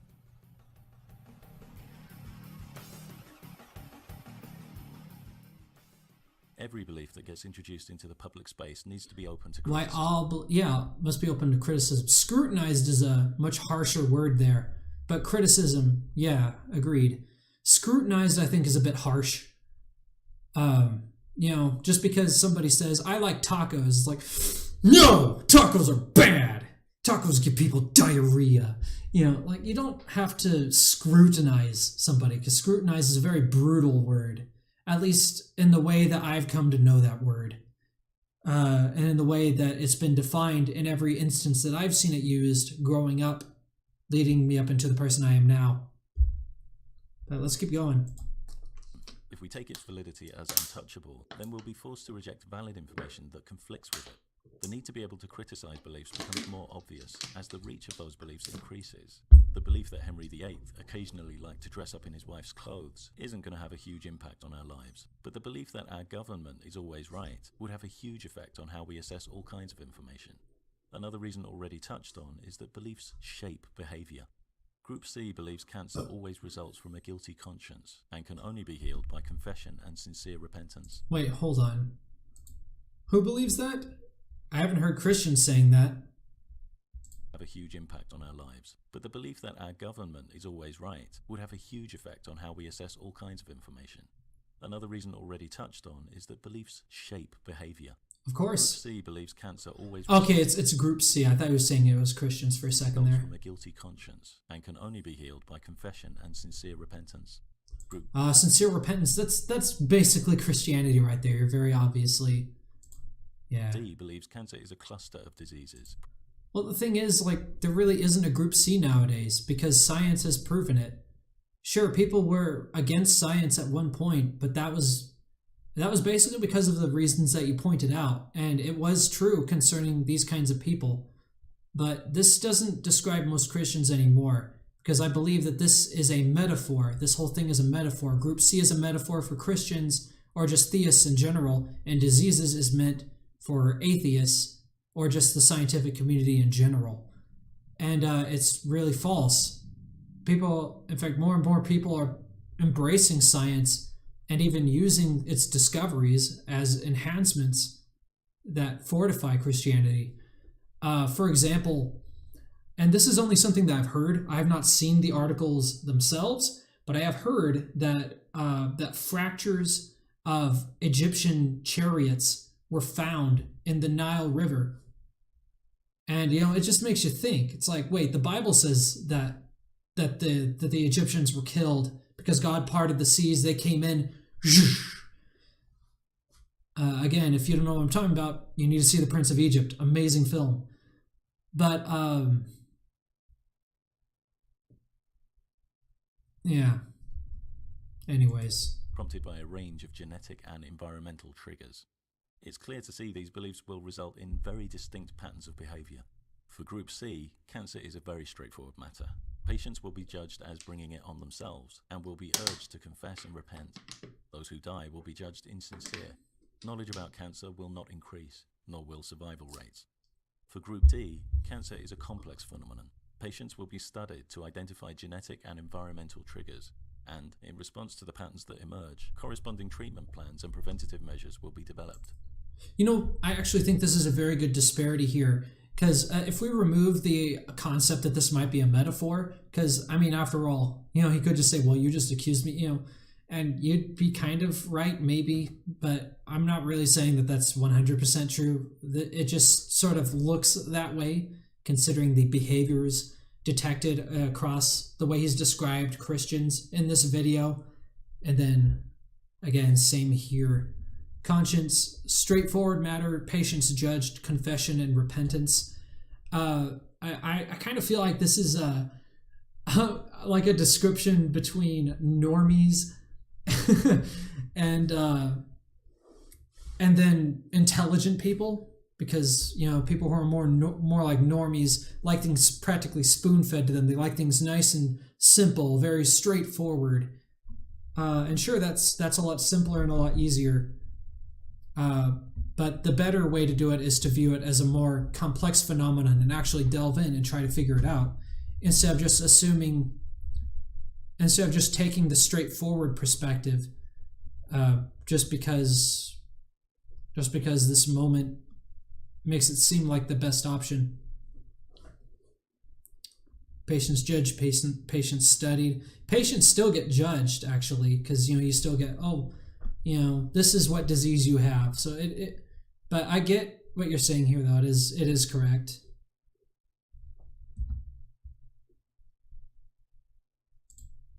As studies open up new avenues of investigation, knowledge about cancer will increase, as will survival rates. You might say. But even though Group C's belief is false, it could actually have great benefits for society. If Group No, not really. C believes that guilty consciences cause cancer, surely, you might say, would expect to see much more moral behavior from its members. No, not really, because you're deliberately using a lie, but I expect he's going to get into that. After all, for them, a clear conscience would mean a cancer-free life. Isn't that a powerful motivation to treat each other well? Group D, on the other hand, who doesn't see cancer as a moral issue, has no such incentive. Both groups, you might say, offer their own advantages, with Group D offering improved survival rates, but Group C offering substantially enhanced relationships across society. But what if we were to discover that, far from leading to some moral utopia, Group C's belief actively encouraged some of the most extreme immorality we'd ever come across? Yeah, I already know what you're on about here, dude, and I actually agree. When you view things as just a straightforward matter and you don't attempt to delve deeper and really try to figure out what the problem is, and you take this kind of assumption, then it's a bad thing, just period. And Christians nowadays know that, but it's like you're acting like we're stuck in the 1500s or something. I swear. Let's look at a couple of strategies that comfortably combine repeated immorality with a clear conscience. Strategy 1 simply acknowledges the power of confession and repentance. According to Group C's belief, it doesn't matter what we do. Even if we invite cancer by knowingly committing immoral acts, we'll be healed the moment we confess and repent. Now, there is a small problem here in that if we keep repeating the same transgressions, the sincerity of our repentance must be called into question. To make the strategy more viable, we need to make it more difficult to be moral. One way of doing this is by viewing ourselves as substantially more flawed than we really are, picturing ourselves as wretched, weak, selfish creatures, powerless to resist all kinds of temptation. By doing this, we can set up the idea of a noble struggle, in which we're constantly battling to stay moral, despite overwhelming odds. This version of the strategy allows us a lot more latitude. Here, we can plausibly repeat the same transgressions indefinitely, while continuing to express contrition. Strategy 2 does away with confession and repentance altogether. In this strategy, we simply reframe immoral behavior as moral. This can easily be achieved with a phrase familiar to us all: it's for your own good. With these 5 simple words, vice becomes virtue, bullying becomes discipline, rape becomes therapy, intolerance becomes charity, hate becomes love. We can now abuse people without the slightest moral twinge. Any of this sounding familiar? Group C's belief about cancer doesn't guarantee a better society. In fact, it guarantees a lot of destructive behavior. After all, those who commit immoral acts and stay cancer-free have... You know, it's funny. I feel like I should pause here just to say there's no point in me disputing any of this if it's correct and if it's true.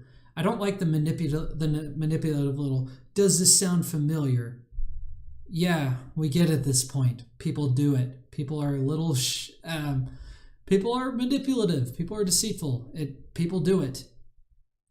But you're acting like it's only theists who do this. You never once ever call out theists so far in this entire 13 minutes. You've had more than half the video to at least add a small little statement that's simply like, oh, by the way, atheists can do this too. This isn't just towards theists. Proof of their righteousness. It would just make you look a lot more unbiased and make people want to actually hear and respect you as a person a lot more. It'll also lead to a lot of unnecessary soul-searching by folks who get cancer despite behaving morally. They'll be forced to identify non-existent transgressions, and of course, being human, they'll find them, or have them found by others. Cancer doesn't give us moral understanding, and neither do holy scriptures that approve so much blatantly immoral behavior. You're wrong about that one, buddy. Stealing wives, slavery. Bible doesn't promote slavery. It's not promoting genocide. Executing apostates. This is all stuff that happened in the Old Testament. Now, that alone does not necessarily indicate that the Bible's saying that's right or wrong. Let me rephrase all that. I told you, I'm not good at debating, man. This isn't my thing. But I can tell you firsthand after reading the book, and I've read most of it. I've not read the entire book, but I know firsthand. First of all, let's just break down just a few of these to show you what I'm getting at here. You remember how earlier he showed that one scripture from 1 John chapter 1 verse, 8 through 10? And how he's making it sound like the Bible says you should never support non-Christians. That's not what it's saying. Because this guy doesn't entirely know what he's talking about with the Bible. And I'd imagine he's probably unwilling to hear what a lot of Christians have to say, and that's probably why he's putting all this stuff up. It's very obvious to me that he comes from a perspective of either somebody who was always an atheist and decided to study the Bible because he was curious, and then he just simply made the first assumption about what he's read, and he hasn't studied it deeply and thoroughly enough to understand how these things aren't correct. So let's start here with slavery, because that's the easiest one. That's the one that I already know about. So slavery.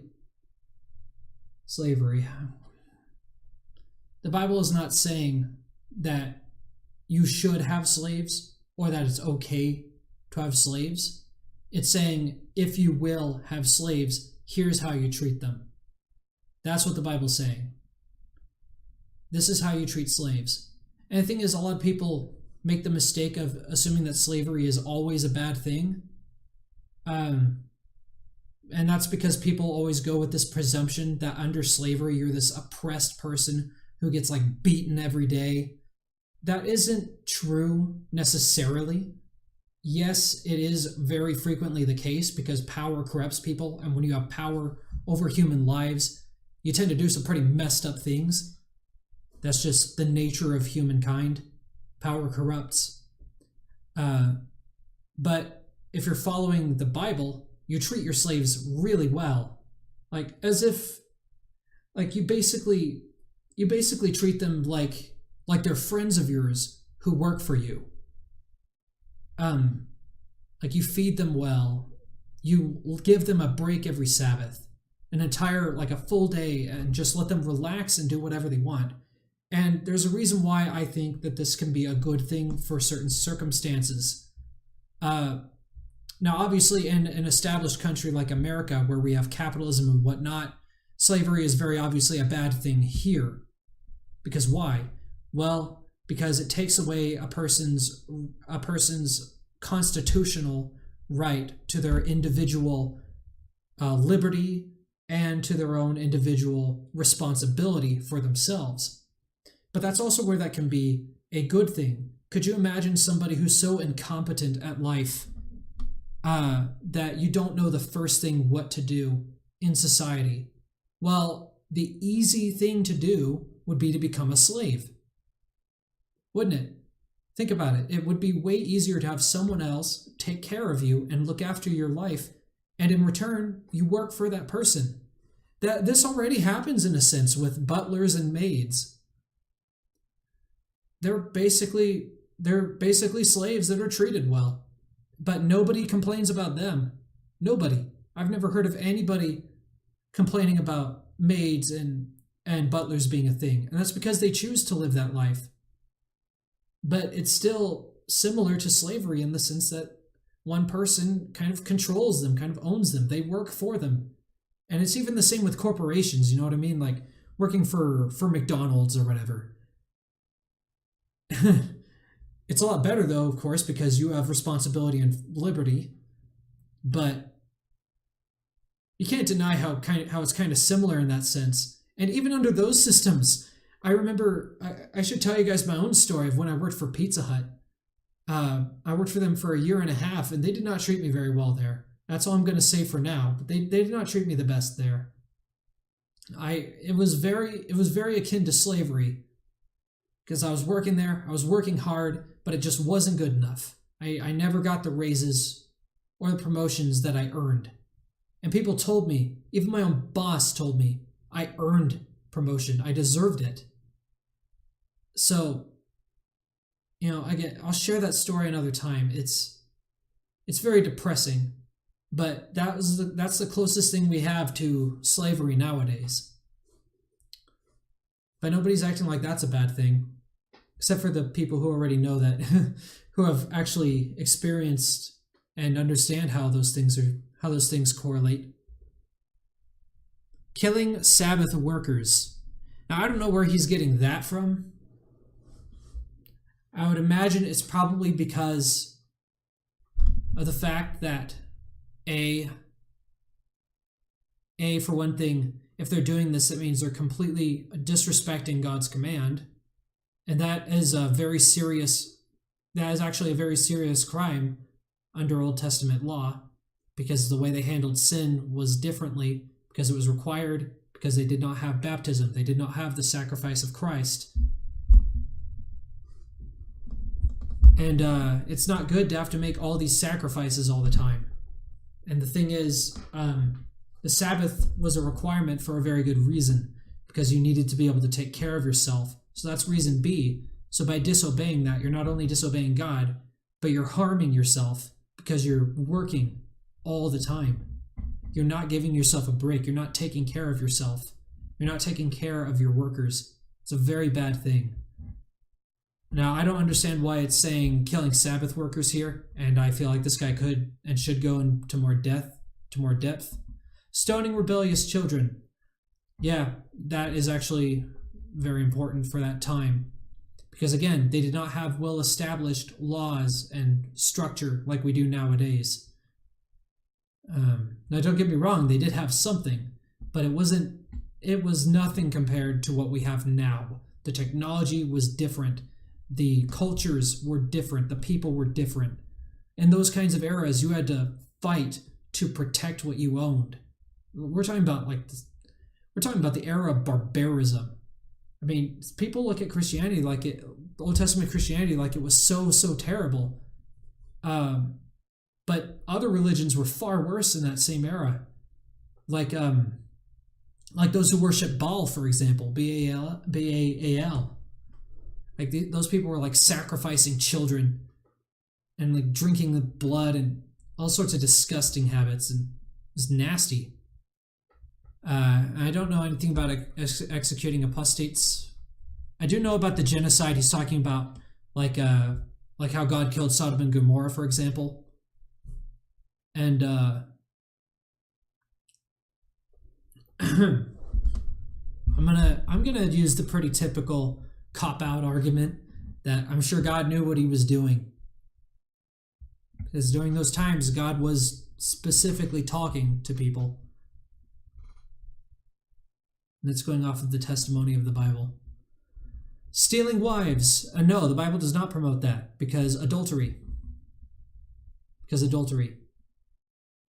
You cannot make love with someone else's wife. That is breaking one of the laws of the Old Testament right there. Maybe he gets into it. Let's see. That it's possible to justify acts across the entire moral-immoral spectrum to the extreme of genocide.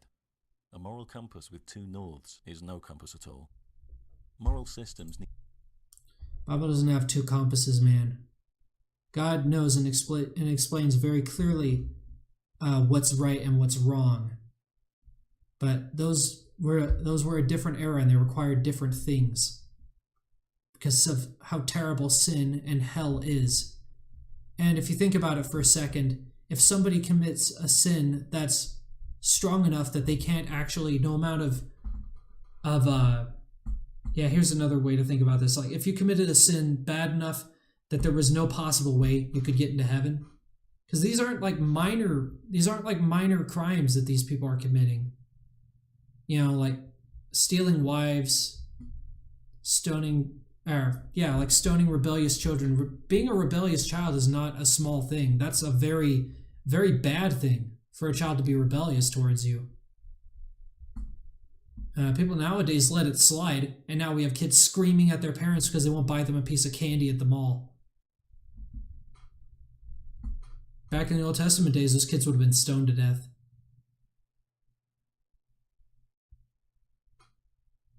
And it's because of the nature of sinfulness and how terrible it is. And if you think about it, if someone is going to go to hell anyways, then what does it matter? How much do their lives actually matter? If they're just going to end up going to hell. Because there is no way to save them in those eras. I don't understand it. I'm not going to pretend like I do. I'm not stating this like it's 100% I know it for fact. And you can contest me, and you'll probably be more correct than I am. But let's carry on. Need to be open systems because our moral awareness advances with the discovery of new information. For example, the morality of vivisection, performed by anatomists such as Galen and Vesalius, and justified by philosophers such as Descartes, was called into question when animals, previously viewed as insensible machines, were instead seen to be capable of experiencing pain. Scriptures like the Bible and Quran are not open systems. They don't allow for new insights which change the moral landscape. Instead, they present fixed moral pronouncements based on moral conjecture. Actually, that is still incorrect because the Bible made a very distinct and powerful change from the Old Testament into New Testament law. The New Testament became much more accepting, and it very much changed because the nature, how we can handle sin, changed completely. The Old Testament was built to predict what happens in the New and to prepare for it. And there's another reason stacked on top of that of course this guy also doesn't get into because he doesn't know about it. At least I'm assuming he doesn't. This is the only video by him that I've seen, so maybe he does get into it in another video. But God promised to Abraham in the book of Genesis that my seed will come through you, will come through your bloodline. So in other words, that means that the genealogy starting from Abraham has to include Jesus in there.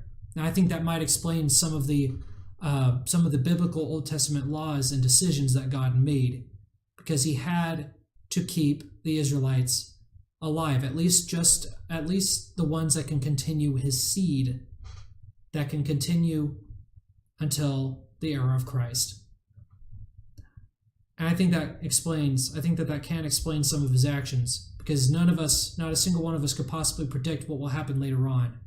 Let's say we imagine for a moment that God didn't choose to commit genocide on a specific group of people. Well, again, these were the olden times. Things were much more different. You conquer, you kill in those eras. You take over cities. You take and you protect what you own.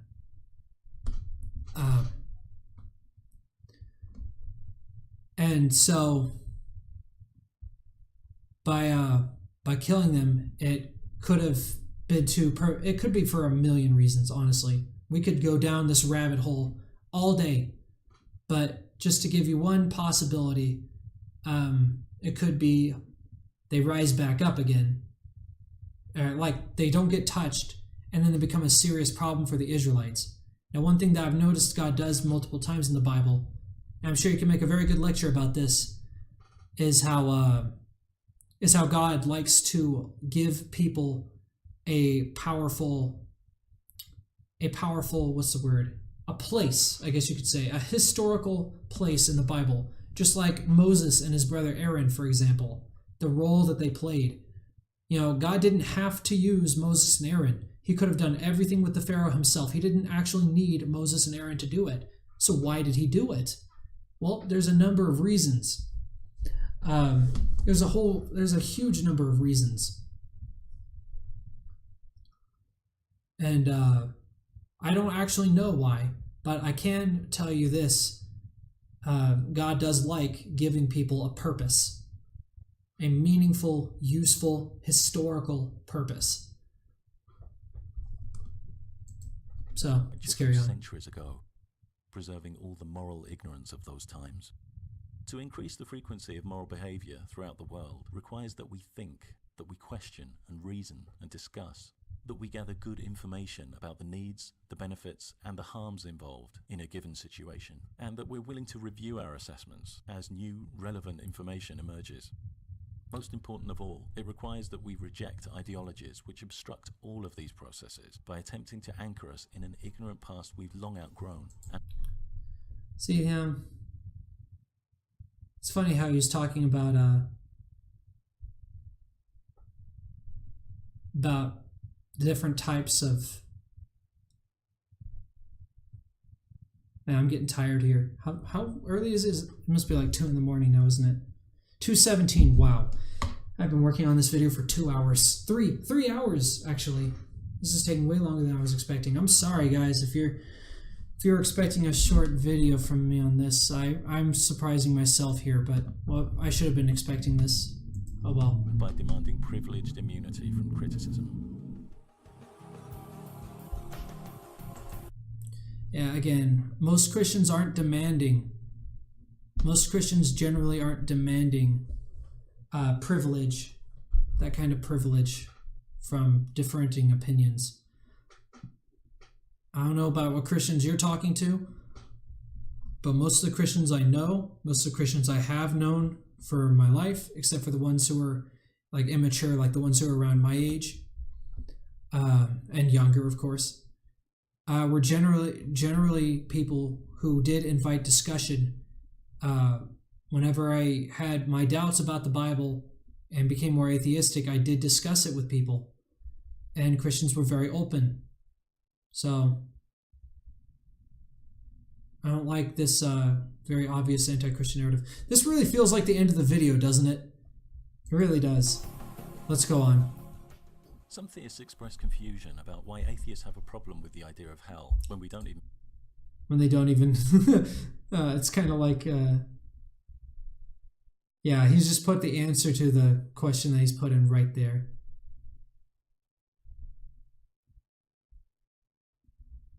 No, he doesn't. Yeah. Believe it exists. To those theists, I ask a simple question. Do I deserve eternal torture? Everyone does. I do, you do, your mother does, your brother does, because we all sin. We're imperfect, and sinfulness separates us from God. And that's why we deserve it. If you never sinned, then no, you wouldn't deserve it.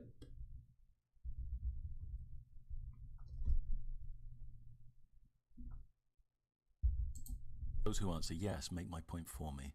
Their belief has dehumanized me to the point that they can tell me, without shame, that they... Dehumanized? No, it's the opposite of dehumanized. It is humanized because you're imperfect.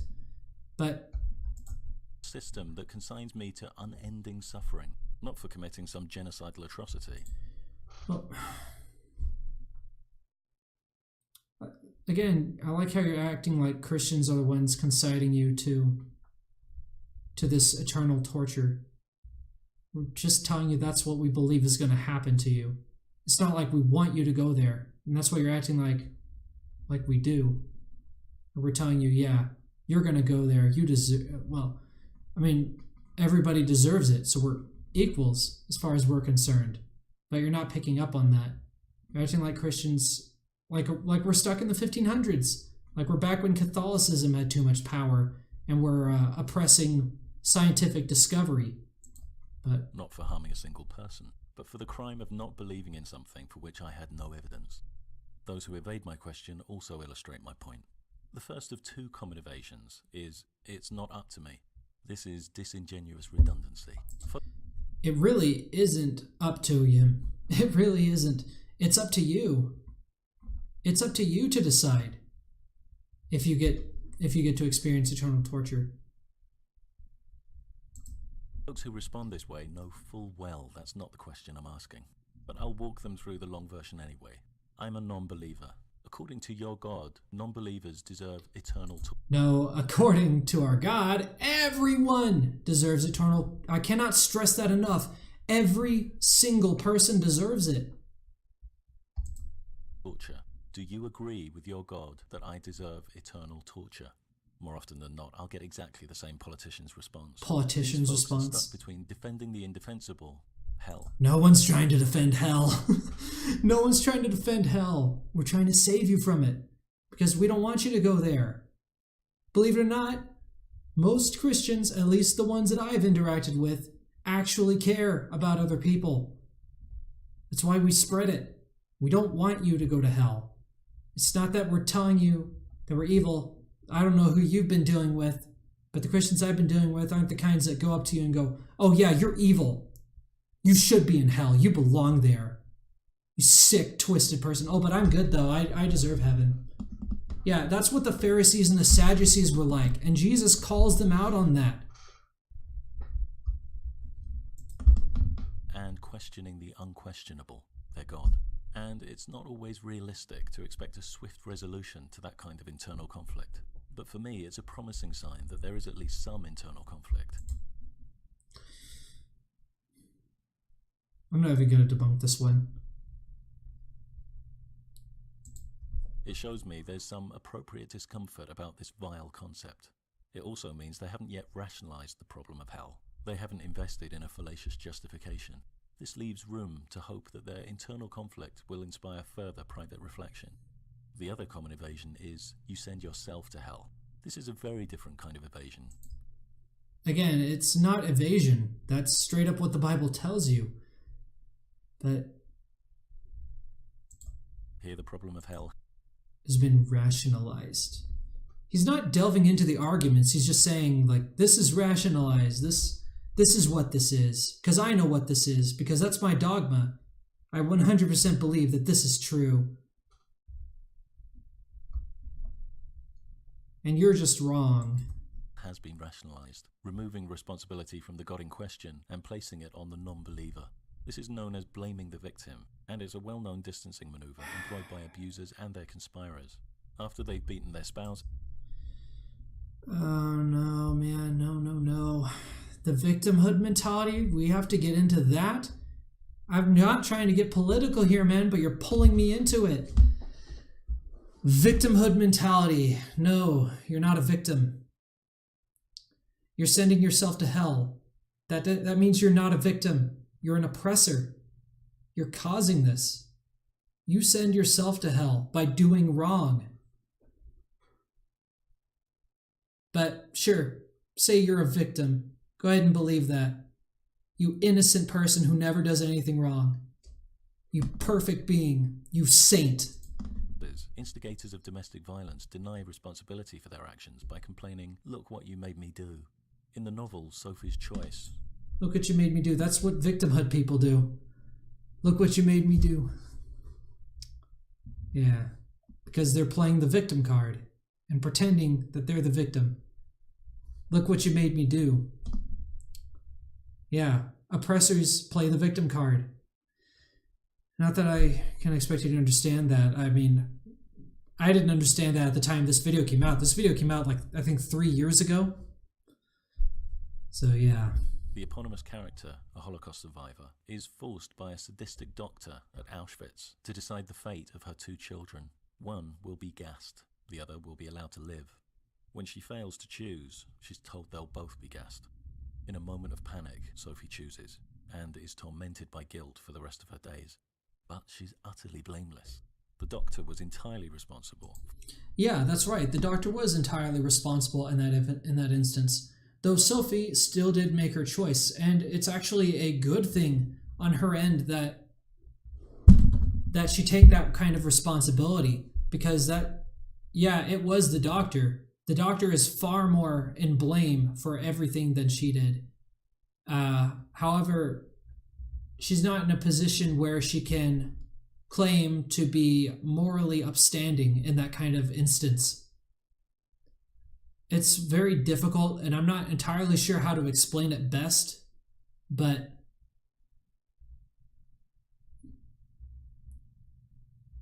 I think we both agree, at least on that it's the doctor's fault. But God isn't the one. Well, God is the one giving us the choice between heaven and hell, but he's leaving that decision up to us, and it's not hurting. Well, it does hurt other people when we choose to go to hell. That's true. But it's when we choose to go to hell, not when we choose to save our own arse. Forcing her into a grotesque position. Non-believers don't send themselves to eternal torture. That's the rationalization of the sadist. The sadist. All of these responses show why atheists have a problem with hell, even though we don't believe it exists. It's because it dehumanizes. It's not atheists, it's anti-theists. Atheists just don't care. So, I'm glad we made that disparity very early on. Even though we don't believe it exists, because it dehumanizes us. I already pointed out why it doesn't dehumanize us, but let's keep going. Us. One of the first things done to groups who are targeted for discrimination is that their human status is stripped of them. They might be described explicitly as subhuman or as animals or insects. Rats, monkeys, cockroaches. If you view people as cockroaches... This manipulation! There's a definition for this, I'm sure. But look at the way he's discussing Christians. There is no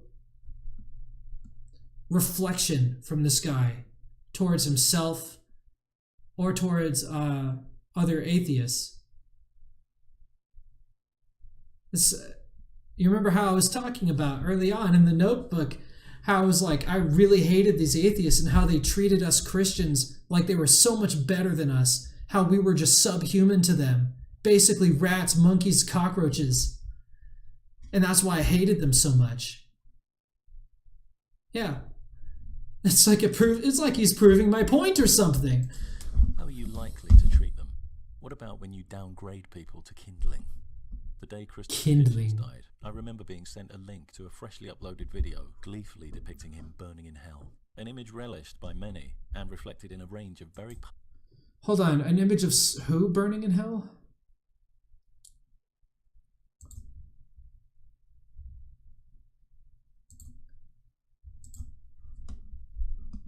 Insects, rats, monkeys, cockroaches.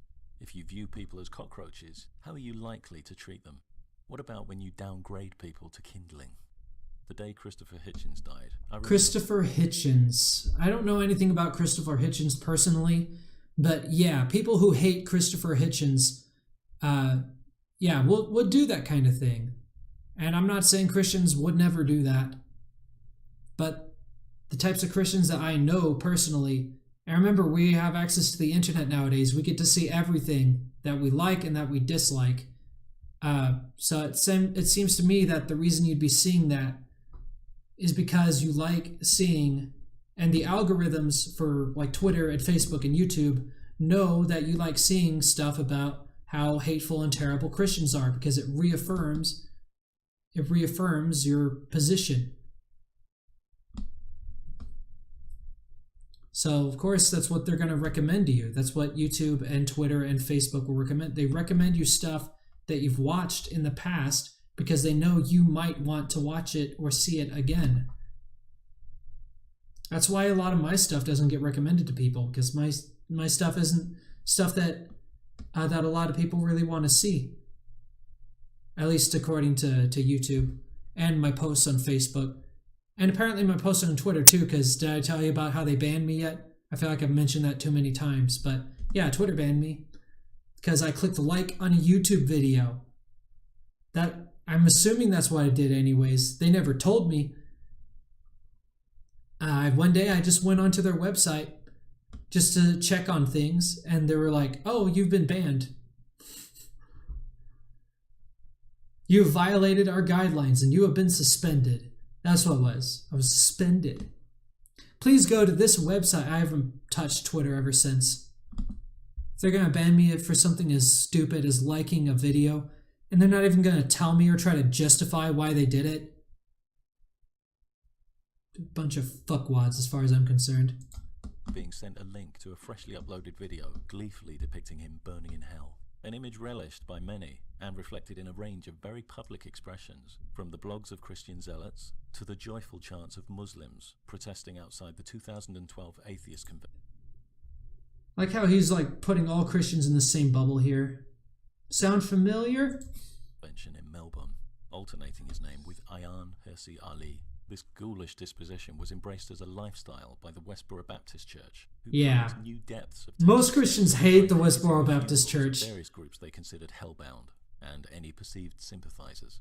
In 2015, they were reportedly thwarted in their attempt to obstruct actor Leonard Nimoy's funeral when they couldn't find its location. The church's leader, Fred Phelps, openly reveled in the hate his actions provoked, interpreting it as evidence of his righteousness on the basis that the biblical prophets were also hated. When you reduce people...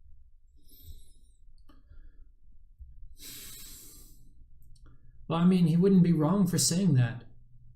Yeah, people get hated a lot for truth speaking, but there's also a lot of people who speak lies and they get hated too.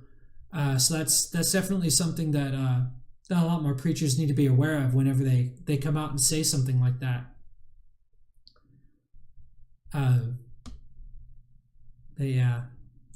People to hell fodder, it's remarkable how low you can go, which is why it's especially important to attack beliefs that dehumanize.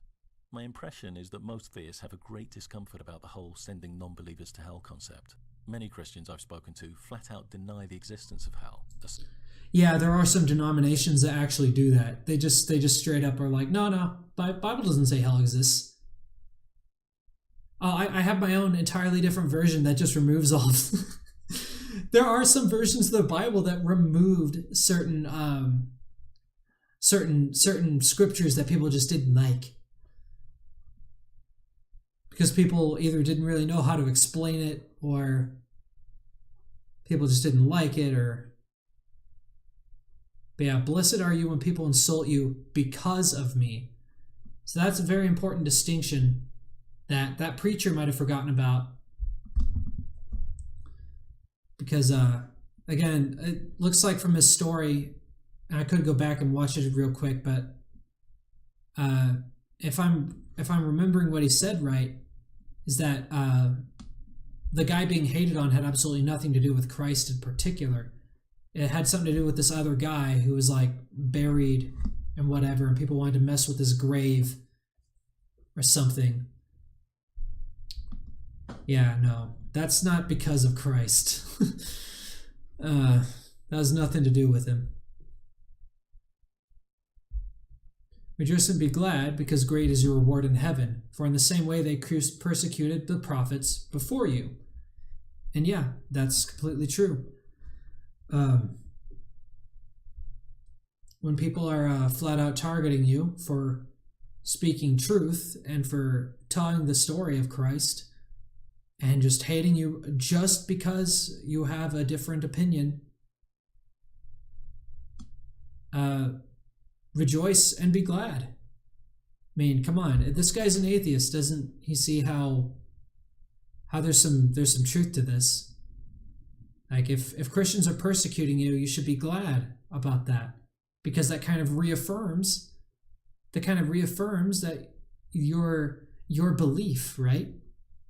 I'm not saying that's a good thing, but you would have to be kind of twisting the words here to make it fit that. But I'm surprised he's not kind of having that kind of thought process.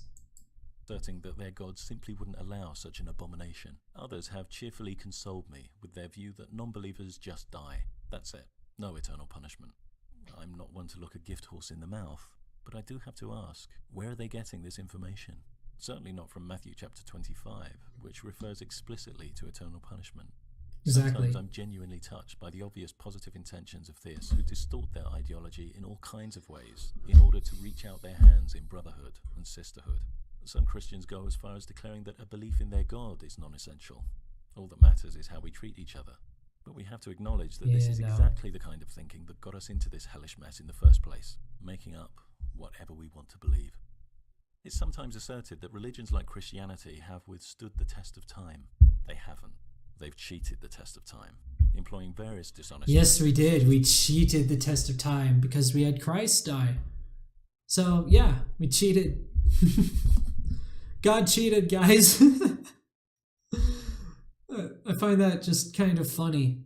It's like this guy doesn't actually understand the Bible, like at all. We cheated the test of time. We didn't have this book that predicted what happens, and then what it predicted actually happened. No. They just cheated.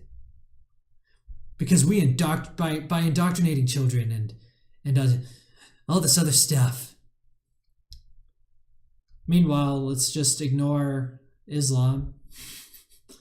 Let's just ignore the behavior of Muhammad and the join us or die philosophy of his that conquered much of the upper part of Africa and much of Spain and much of Europe, and they held it for like 800 years. The indoctrination of children. It's Christians who've cheated, though. Critical faculties. But a dishonest tactic that spans both young and old, members and non-members, is the consistent attempt to marginalize and silence critics. We need to be able to subject all beliefs to criticism. And, as I've shown, that need only becomes more obvious. The greater the knock-on impact a belief has on other ideas, the greater the power and influence involved. The more fervently criticism is discouraged, particularly by violent means, and the more a belief has a dehumanizing effect, facilitating remorseless abuse. Doesn't get... Yeah, no need to dispute that. This is all correct here. The need for criticism becomes more obvious. Greater the impact, greater the power and influence. More fervently criticism is discouraged, and the more belief dehumanizes. Kind of like how his video being completely unbiased and completely fair and completely thorough definitely doesn't have a great impact on other ideas. I mean, look at the number of people that clicked like on this. 9.4 thousand people. 173,000 people watched this. Some of those people could be bots and whatnot, sure, but yeah, the greater the power and influence involved, the more fervently criticism is discouraged. I'm glad this guy isn't doing that. That's one thing I do have a little bit more respect for this guy for doing. He actually does want to be criticized. He actively says, "You're more than welcome to criticize me." So, but that's a point for him. The more belief dehumanizes. But yeah, this guy's kind of doing like the documentary sort of thing that you see in mainstream media, like what I see on Netflix, like on all kinds of stuff really. But like one thing that I notice frequently across these shows is that they never ever, whenever they get into like a documentary, for example, one thing I watched was about food. It was about veganism, basically. And they only talked about the good things about their way of life and the bad things about not doing it. But they never did the opposite, ever. They never did the opposite. They didn't even try to do the opposite. In fact, they tried to do the opposite, and you could tell by the way they cut and edit things out and the way things are phrased. It's very obviously meant to be manipulative. Now, it still was enough to get me interested in just like kind of trying it for a little while just to see if it helped, because I was, at the time I saw it, I was getting concerned about my weight. But I think I'm going to be fine. So much plainer. We're talking about the major world religions. The resentments harbored against me and others like me who decline to respect religious beliefs are unfounded. It's more than just you declining, man. You're straight up making claims, and it's more than just you being simply disrespectful. You're doing a lot more than that, man.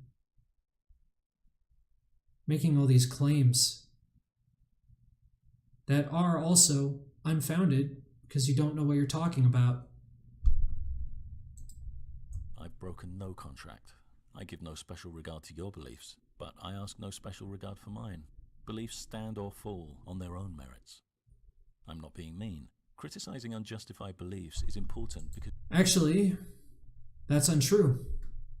You are being mean. And I'm being kind of mean too. Because quite frankly, I'm a bit pissed at this guy.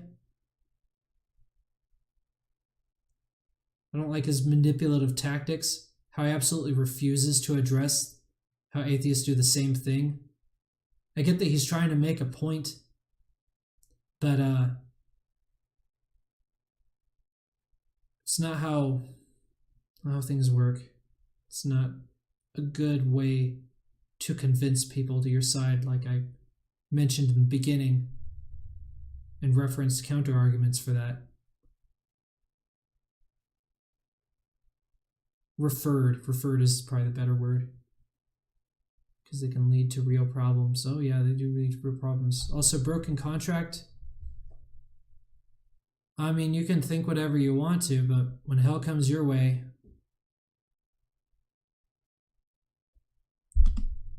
when Judgment Day comes, man, I'm just saying,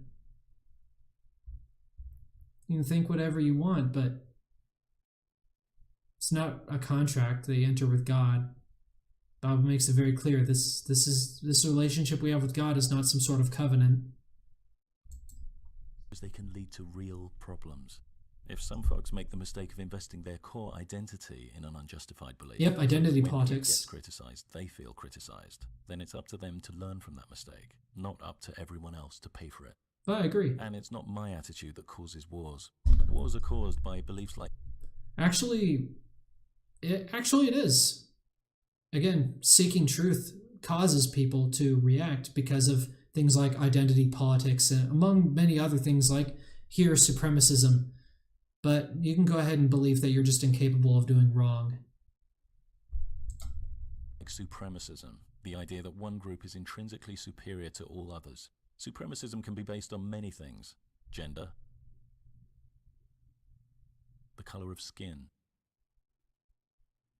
The scriptures of major world religions like Christianity and Islam are about as supremacist as it's possible to be, damning and atheism to eternal torture. No earthly supremacist could hope to achieve sadism on such a scale. For centuries, religious supremacism has inspired a range of conflict, from everyday acts of social discrimination to colonialism to genocide. Beliefs like these are what cause wars, and I hope it's now clear why I decline to respect them.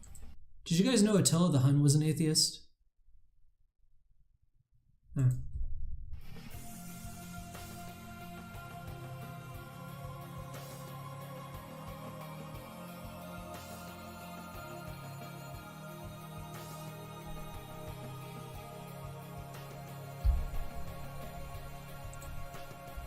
Yeah, buddy, respect is earned. You want my respect, you're gonna have to earn it. And this video did not earn it. I don't think I'm very interested in this channel. Just going off of this video alone, this is the first one that YouTube recommended to me. Probably because it's the one with the most views. I'm seeing the other videos in the recommended here. Attacking ideas, my changing view of Islam. Debunking prophets. Losing faith, my departure from theism.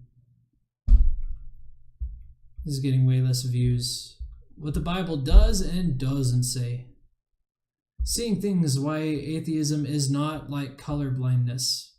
It really can be. Anything can be kind of like color blindness. You see some things and then others you don't, other things you don't. But we have the truth. Yeah, keep telling yourself that. Punishing doubt, religious condemnation of thought. Dangerous, disloyal, destructive. All right. Creating sickness, recovering from religion. This guy's opinion may have changed. This was back in 2015. Oh, it's 4 years ago now, actually. YouTube just says 3 years ago. Well, maybe I misread it. Maybe I don't know. Maybe I'm wrong on that one. That's fine. Creating sickness, recovering from religion. Oh, you poor thing. Imaginary defects. When dogmas label us as flawed. YouTube has been recommending this one to me for a little while, actually. You're flawed spiritually. You're flawed unconsciously. You're flawed, period. But these people's jobs are to help you. The only reason people come to them is because they know that they're flawed to begin with. They're looking for answers. But sure, act like they're the ones doing the labeling here by themselves.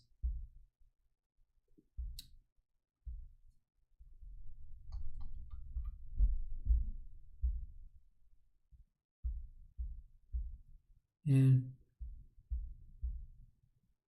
there are no gods.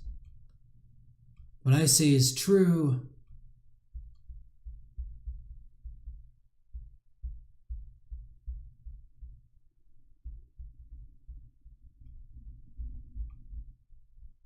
All right, I'm gonna go to bed now. It is 2:47 a.m. This took me 3.5 hours to make now. I started this video at about 11 p.m., man. I thought this was gonna take like maybe an hour, maybe 2 hours, and I'd be home in time for tea and bed. But no, man, I am dehydrated as hell. I said the F word. Why can't I say hell? Oh boy, here's how I get demonetized. Woohoo! You know, I'm disappointed in this guy. Let's check out his channel though real quick. Let's see if maybe he gets like better with his videos, and by better I mean less biased. A little bit more self-aware. Oh no. Imaginary defects. Exposing abuse. Jehovah's Witnesses on trial. Copying enemies, the after effects of the abuse. I really don't care too much about Jehovah's Witnesses. It's an entirely different denomination. The one that I mostly agree with is the Church of Christ denomination. A lot of, even amongst the Christian community, they consider Church of Christ to be like the harshest in their views amongst all the other denominations. I'm just going off of hearsay, by the way. I don't even know if that's true. I haven't had any, like, you know, Baptist or whatever tell me, wow, dude, you're so harsh in your beliefs.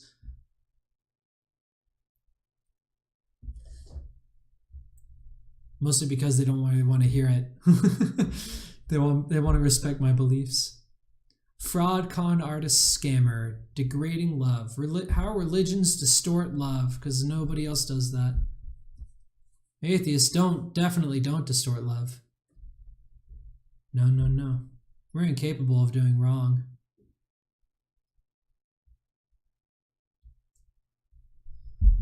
Yeah, I'm really disappointed.